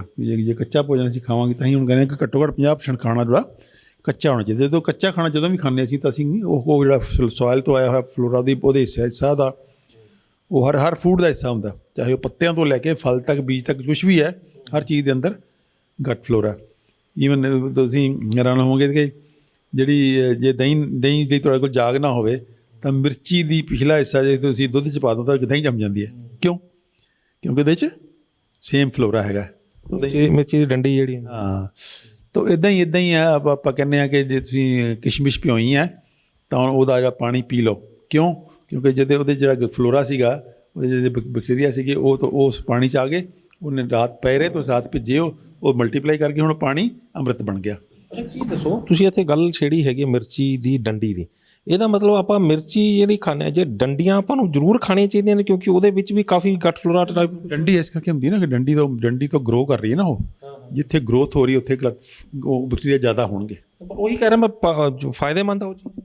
ਨਹੀਂ, ਫਾਇਦੇਮੰਦ ਤਾਂ ਹੋਊਗੀ, ਕੋਈ ਗੱਲ ਨਹੀਂ। ਉਹ ਤਾਂ ਉਹਦੇ ਡੰਡੀ ਦਾ ਮਤਲਬ ਉਹਦੇ ਡੰਡੀ ਦੇ ਗੁਆਂਢ 'ਚ ਜਿੱਥੇ ਉੱਥੋਂ ਉਹਨੂੰ ਨਰਿਸ਼ਮੈਂਟ ਮਿਲ ਰਹੀ ਨਾ, ਉਹ ਕਨੈਕਸ਼ਨ ਹੈ ਬੂਟੇ ਦੇ ਵਿਚਾਲੇ ਅਤੇ ਫਲ ਦੇ ਵਿਚਾਲੇ, ਤਾਂ ਉੱਥੇ ਬੈਕਟੀਰੀਆ ਦਾ ਰੋਲ ਜ਼ਿਆਦਾ ਹੁੰਦਾ। ਇੱਕ ਉਹਦੀ ਹਾਈਡਿੰਗ ਪਲੇਸ ਵੀ ਉੱਥੇ, ਕਿਉਂਕਿ ਕੁਛ ਇੱਦਾਂ ਦੇ ਉਹਦਾ ਸ਼ੇਪ ਇੱਦਾਂ ਦੀ ਹੈ ਕਿ ਉੱਥੇ ਬੈਕਟੀਰੀਆ ਨੂੰ ਬੈਠਣ ਲਈ ਜਗ੍ਹਾ ਵੀ ਮਿਲ ਜਾਂਦੀ ਹੈ। ਇਸ ਕਰਕੇ ਉਹ ਉੱਥੇ ਬੈਕਟੀਰੀਆ ਜ਼ਿਆਦਾ ਹੁੰਦੇ ਆ। ਇੱਕ ਮਿਸ਼ਰੀ ਦਾ ਤੁਸੀਂ ਦੱਸਿਆ, ਇੱਕ ਡੰਡੀ ਦੱਸਿਆ, ਹੋਰ ਕਿਸ਼ਮਿਸ਼ ਜਿਹੜੀ ਹੈ, ਕਿਸ਼ਮਿਸ਼ ਹੈ ਕੱਚੀ ਹੈ ਨਾ, ਉਹ ਕਿਸ਼ਮਿਸ਼ ਨੂੰ ਤਾਂ ਰਾਤ ਨੂੰ ਭਿਉਂਤਾ ਤਾਂ ਉਹ ਕਿਸ਼ਮਿਸ਼ ਦੇ ਅੰਦਰ ਜਿਹੜੇ ਬੈਕਟੀਰੀਆ ਸੀਗੇ ਉਹ ਕਲਚਰ ਹੋ ਗਿਆ ਉਹਨਾਂ ਦਾ, ਜਦੋਂ ਪਾਣੀ 'ਚ ਆ ਗਿਆ ਤਾਂ ਉਹ ਪਾਣੀ ਆਪਾਂ ਕਹਿੰਦੇ ਪੀ ਲਓ ਤਾਂ ਕਿ ਇੱਕ ਕਿਸਮ ਦਾ ਅੰਮ੍ਰਿਤ ਹੋ ਗਿਆ। ਅਤੇ ਇੱਦਾਂ ਹੀ ਆ, ਜਦੋਂ ਅਸੀਂ ਚੀਜ਼ਾਂ ਨੂੰ ਭਿਉਂ ਕੇ ਖਾਂਦੇ ਹਾਂ ਤਾਂ ਉਹਦੇ ਅੰਦਰ ਉਹ ਫਿਰ ਉਹਦੇ ਅੰਦਰ ਜਿਹੜੇ ਬੈਕਟੀਰੀਆ ਐਕਟਿਵ ਹੋ ਜਾਂਦੇ ਆ, ਬਾਕੀ ਨਿਊਟਰੀਐਂਟਸ ਵੀ ਐਕਟਿਵ ਹੋ ਜਾਂਦੇ ਆ। ਤਾਂ ਇਹ ਸਾਰੇ ਦਾ ਸਾਰਾ ਵਰਤਾਰਾ ਕਿਤੇ ਨਾ ਕਿਤੇ ਆਪਾਂ ਨੂੰ ਜਿਹੜਾ ਹੈ ਇਹਦਾ ਖਿਆਲ ਰੱਖਣਾ ਬੇहद ਜ਼ਰੂਰੀ ਹੈ, ਕਿਉਂਕਿ ਜੇ ਅਸੀਂ ਇੱਕ ਆਪਾਂ ਗੱਲ ਕਰ ਰਹੇ ਸੀਗੇ ਕਿ ਤੁਸੀਂ ਸਵਾਲ ਪੁੱਛਿਆ ਸੀਗਾ ਕਿ ਕੀ ਰੋਜ਼ਾਨਾ, ਇੱਕ ਤਾਂ ਹੋ ਗਿਆ ਕੱਚਾ ਖਾਣਾ ਜਿਹੜਾ ਜਿਹੜੀ ਬਹੁਤ ਜ਼ਰੂਰੀ ਹੈ, ਜਿਹੜਾ ਕੱਚਾ ਖਾਂਦੇ ਹਾਂ ਆਪਾਂ। ਦੂਸਰੀ ਗੱਲ ਹੈ ਮਿੱਟੀ 'ਚ ਜਾਣਾ, ਬਾਹਰ ਹਵਾ 'ਚ ਜਾਣਾ। ਹੁਣ ਅੱਜ ਕੱਲ੍ਹ ਵਰਤਾਰਾ ਕੀ ਆ ਗਿਆ ਵੀ ਏਸੀ 'ਚ ਬੈਠੇ ਨੇ ਸਾਰਾ ਦਿਨ ਆਪਾਂ, ਹਰ ਚੀਜ਼ ਫਿਲਟਰ ਹੋ ਕੇ ਆ ਰਹੀ ਹੈ। ਤੁਸੀਂ ਹਵਾ 'ਚ ਜਾਓ, ਖੁੱਲ੍ਹੀ ਹਵਾ 'ਚ ਜਾਓ, ਪਾਣੀ 'ਚ ਨਹਾਓ। ਜਦੋਂ ਪਾਣੀ 'ਚ ਨਹਾਵਾਂਗੇ ਅਸੀਂ ਛੱਪੜਾਂ 'ਚ ਨਹਾਉਂਦੇ ਹੁੰਦੇ ਸੀਗੇ, ਹੁਣ ਪਾਣੀ 'ਚ ਵੀ ਸਾਰਾ ਫਲੋਰਾ ਹੈਗਾ, ਪਾਣੀ ਸਾਡੇ ਅੰਦਰ ਵੀ ਜਾਂਦਾ ਸੀਗਾ। ਫਿਰ ਤੁਸੀਂ ਮਿੱਟੀ 'ਚ ਕੰਮ ਕਰੋ, ਮਿੱਟੀ ਨਾਲ ਮਿੱਟੀ ਹੋਵੋ, ਕੋਈ ਗੇਮਾਂ ਖੇਡੋ ਇੱਦਾਂ ਦੀਆਂ ਮਿੱਟੀ ਨਾਲ, ਉਹਦੇ 'ਚ ਤੁਸੀਂ ਲੇਟੋ। ਉਹ ਹੁਣ ਅੱਜ ਕੱਲ੍ਹ ਆ ਗਿਆ, ਜਿਹੜਾ ਨੈਚੁਰੋਪੈਥੀ ਕਰਦੇ, ਮੱਡ ਥੈਰੇਪੀ ਅਤੇ ਹੋਰ ਸਾਰਾ ਕੁਛ ਆ ਗਿਆ। ਅਤੇ ਪੁਰਾਣੇ ਜ਼ਮਾਨੇ 'ਚ ਲੋਕ ਲੇਟਦੇ ਹੁੰਦੇ ਸੀ, ਜਾ ਕੇ ਲਿੱਟੀਆਂ ਮਾਰਦੇ ਹੁੰਦੇ ਸੀ ਮਿੱਟੀ ਦੇ ਵਿੱਚ ਜਦੋਂ। ਤਾਂ ਸਾਰੇ ਦਾ ਸਾਰਾ ਕਿਤੇ ਨਾ ਕਿਤੇ ਇੱਦਾਂ ਦੇ ਜਿਹੜੇ ਰੂਟੀਨ ਆ ਲਾਈਫ ਦਾ, ਅਤੇ ਤਾਂ ਕਿ ਤੁਸੀਂ ਨੇਚਰ ਦੇ ਇੱਕ ਲਿਵਿੰਗ ਕੰਟੈਕਟ 'ਚ ਰਹੋ। ਨੇਚਰ ਦੇ ਲਿਵਿੰਗ ਕੰਟੈਕਟ 'ਚ ਰਹਾਂਗੇ ਤਾਂ ਸਾਨੂੰ ਕੋਈ ਘਾਟ ਨਹੀਂ ਹੈ ਕਿ ਨੇਚਰ ਦੇ ਅੰਦਰ ਜਿਹੜੇ ਇਹ ਚੀਜ਼ਾਂ ਸਾਰੀਆਂ ਜਿਹੜੀਆਂ ਬੀਜ ਰੂਪ 'ਚ ਪਈਆਂ ਹੁੰਦੀਆਂ ਨੇ। ਅਤੇ ਆਪਾਂ ਜਦੋਂ ਮਿਲਟ ਵੀ ਖਮੀਰ ਕਰਦੇ ਹਾਂ ਤਾਂ ਆਪਾਂ ਕੋਈ ਜਾਗ ਨਹੀਂ ਲਾਉਂਦੇ ਉਹਨੂੰ, ਆਪਾਂ ਕਹਿੰਦੇ ਹਾਂ ਕਿ ਉਹਨੂੰ ਉੱਪਰੋਂ ਨੰਗਾ ਛੱਡ ਦਿਓ ਤਾਂ ਕਿ ਹਵਾ ਤੋਂ ਉਹ ਆਪਣਾ ਜਾਗ ਲੈ ਲਏਗਾ। ਤਾਂ ਇਸ ਕਰਕੇ ਕੋਈ ਔਰ ਫ੍ਰੀ ਸਾਰਾ ਕੁਛ। ਕਿੱਥੇ ਅਸੀਂ ਕੈਪਸੂਲ ਖਾਵਾਂਗੇ ਪ੍ਰੋਬਾਇਓਟਿਕ ਦੇ ਤਾਂ ਕੁੱਡੇ ਮਹਿੰਗੇ ਨੇ, ਜਿਹੜੇ ਲੇਟੈਸਟ ਕੈਪਸੂਲ ਆਏ ਆ ਉਹਦਾ ਇੰਨੇ ਮਹਿੰਗੇ ਆ, ਅਤੇ ਕਿੱਥੇ ਹਵਾ 'ਚ ਤੁਹਾਡੇ ਕੋਲ ਫ੍ਰੀ ਪਿਆ ਸਾਰਾ ਕੁਛ। ਤਾਂ ਕਿਤੇ ਨਾ ਕਿਤੇ ਜਿਹੜਾ ਅਸੀਂ ਜਾਣ ਬੁੱਝ ਕੇ ਨਕਲੀਪਨ ਜਿਹੜਾ ਲਿਆਂਦਾ, ਉਹ 'ਚ ਲਾਈਫ ਮਹਿੰਗੀ ਵੀ ਕਰ ਲਈ ਅਤੇ ਉਹਦੇ ਅੰਦਰ ਜਿਹੜਾ ਹੈ ਉਹਨੂੰ ਕੈਮੀਕਲਾਈਜ਼ ਕਰ ਲਿਆ, ਮਹਿੰਗਾ ਕਰ ਲਿਆ ਬੇਲੋੜ ਆ। ਜਿਹੜੀ ਕਿ ਕੁਦਰਤ ਦੇ ਵਿੱਚੋਂ ਕੱਚਾ ਖਾਣਾ ਖਾਓ, ਹਵਾ 'ਚ ਰਹੋ, ਫਰਮੈਂਟਡ ਫੂਡ ਖਾਓ, ਅਤੇ ਇਹ ਸਾਰੇ ਕਿਤੇ ਨਾ ਕਿਤੇ ਬਹੁਤ ਸਸਤੇ ਨੇ। ਇਸ ਕਰਕੇ ਆਪਾਂ ਨੂੰ ਕੁਦਰਤ ਨੂੰ ਸਮਝਣਾ ਬੇਹੱਦ ਜ਼ਰੂਰੀ ਹੁੰਦਾ। ਜਿਹੜੀ ਬਦਕਿਸਮਤੀ ਸਾਡੀ ਇਹ ਹੈ ਕਿ ਮਾਡਰਨ ਮੈਡੀਕਲ ਸਿਸਟਮ ਨੇ ਬਿਲਕੁਲ ਸਾਨੂੰ ਉਹ ਬਣਾਤਾ ਕੈਮੀਕਲ ਮਾਡਲ। ਤਾਂ ਕਿਤੇ ਨਾ ਕਿਤੇ ਸਾਨੂੰ ਉਸ ਚੱਕਰ 'ਚੋਂ ਬਾਹਰ ਨਿਕਲਣਾ ਚਾਹੀਦਾ। ਅਤੇ ਜਿਹੜਾ ਨੈਚੁਰੋਪੈਥੀ ਹੈ, ਆਯੁਰਵੇਦ ਹੈ, ਜਿਹੜੀਆਂ ਸਾਡੀਆਂ ਆਪਣੀਆਂ ਭਾਰਤੀ ਜਿਹੜੀਆਂ ਪੱਧਤੀਆਂ ਸੀਗੀਆਂ, ਇਹ ਬੜੀਆਂ ਕਮਾਲ ਦੀਆਂ ਨੇ। ਇਹਦੇ ਅੰਦਰ ਜਿਹੜੀ ਸਮਝ ਹੈ ਉਹ ਐਲੋਪੈਥੀ ਤਾਂ ਐਵੇਂ, ਮਤਲਬ ਜਦੋਂ ਤੁਸੀਂ ਇਹਨਾਂ ਪੱਧਤੀਆਂ ਨੂੰ ਗਹਿਰਾਈ 'ਚ ਜਾ ਕੇ ਦੇਖਦੇ ਹੋ ਤਾਂ ਤੁਹਾਨੂੰ ਲੱਗਦਾ ਕਿੱਡੇ ਬੇਵਕੂਫ ਨੇ ਇਹ, ਵੀ ਜੋ ਪੁਰਖਿਆਂ ਨੇ ਸਾਨੂੰ ਦੱਸਿਆ ਸੀਗਾ ਉਹਨੂੰ ਛੱਡ ਕੇ ਤੁਸੀਂ ਇੱਕ ਮੈਨ ਮੇਡ ਕੈਮੀਕਲਸ ਖਵਾਈ ਜਾ ਰਹੇ ਹੋ ਜਿਹੜੇ ਕਿ ਨੁਕਸਾਨ ਕਰ ਰਹੇ ਆ ਉਲਟਾ। ਤਾਂ ਕਿਤੇ ਨਾ ਕਿਤੇ ਜਿਹੜਾ ਉਹ ਸਾਰੀ ਗੱਲ ਜਿਹੜੀ ਆ ਉਹ ਇਹਨਾਂ ਪੈਥੀਆਂ ਨੂੰ ਜਦੋਂ ਤੁਸੀਂ ਜਾਣਦੇ ਹੋ, ਉੱਥੇ ਹੁਣ ਮੈਡੀਕਲ ਕਾਲਜ ਪੜ੍ਹਾਉਂਦੇ ਹੀ ਨਹੀਂ ਹੈ। ਕੋਈ ਨੈਚੁਰੋਪੈਥੀ ਬਾਰੇ ਨਹੀਂ ਪੜ੍ਹਾਉਂਦਾ, ਕੋਈ ਆਯੁਰਵੇਦ ਬਾਰੇ ਨਹੀਂ ਪੜ੍ਹਾਉਂਦਾ, ਕੋਈ ਨਿਊਟ੍ਰੀਸ਼ਨ ਬਾਰੇ ਨਹੀਂ ਪੜ੍ਹਾਉਂਦਾ, ਕੋਈ ਇਹ ਨਹੀਂ ਦੱਸਦਾ ਕਿ ਵੀ ਕੀ ਖਾਣਾ ਕੀ ਨਹੀਂ ਖਾਣਾ। ਤਾਂ ਉਹਦੇ ਨਾਲ ਕੀ ਹੁੰਦਾ ਕਿ ਤੁਸੀਂ ਬਿਨਾਂ ਮਤਲਬ ਦੇ ਕੈਮੀਕਲ ਖਾਂਦੇ ਹੋ, ਔਰ ਬਿਨਾਂ ਮਤਲਬ ਦੇ ਜਿਹੜੇ ਮਹਿੰਗਾ ਹੋ ਗਿਆ ਸਾਰਾ ਕੁਛ, ਔਰ ਬਿਨਾਂ ਮਤਲਬ ਦੇ ਤੁਸੀਂ ਬਿਮਾਰ ਹੋਈ ਜਾਂਦੇ ਹੋ। ਅਤੇ ਇਸ ਵਰਤਾਰੇ 'ਚੋਂ ਬਾਹਰ ਆਉਣਾ ਚਾਹੀਦਾ। ਕੁਦਰਤ ਨੂੰ ਸਮਝੀਏ, ਆਪਾਂ ਕੁਦਰਤ ਨੂੰ ਅਡਾਪਟ ਕਰੀਏ, ਕੁਦਰਤ ਨੂੰ ਅਪਣਾਈਏ, ਕੁਦਰਤ ਪ੍ਰਤੀ ਪ੍ਰੇਮ ਸਨੇਹ ਇੱਕ ਜਿਹਨੂੰ ਕਹਿੰਦੇ ਰਿਸ਼ਤਾ ਬਣਾਈਏ ਕੁਦਰਤ ਨਾਲ। ਤਾਂ ਕੁਦਰਤ ਦੇ ਕੋਲ ਕੋਈ ਘਾਟ ਨਹੀਂ ਹੈ, ਕੁਦਰਤ ਦੇ ਅੰਦਰ ਸਭ ਕੁਛ ਉਪਲਬਧ ਹੈ।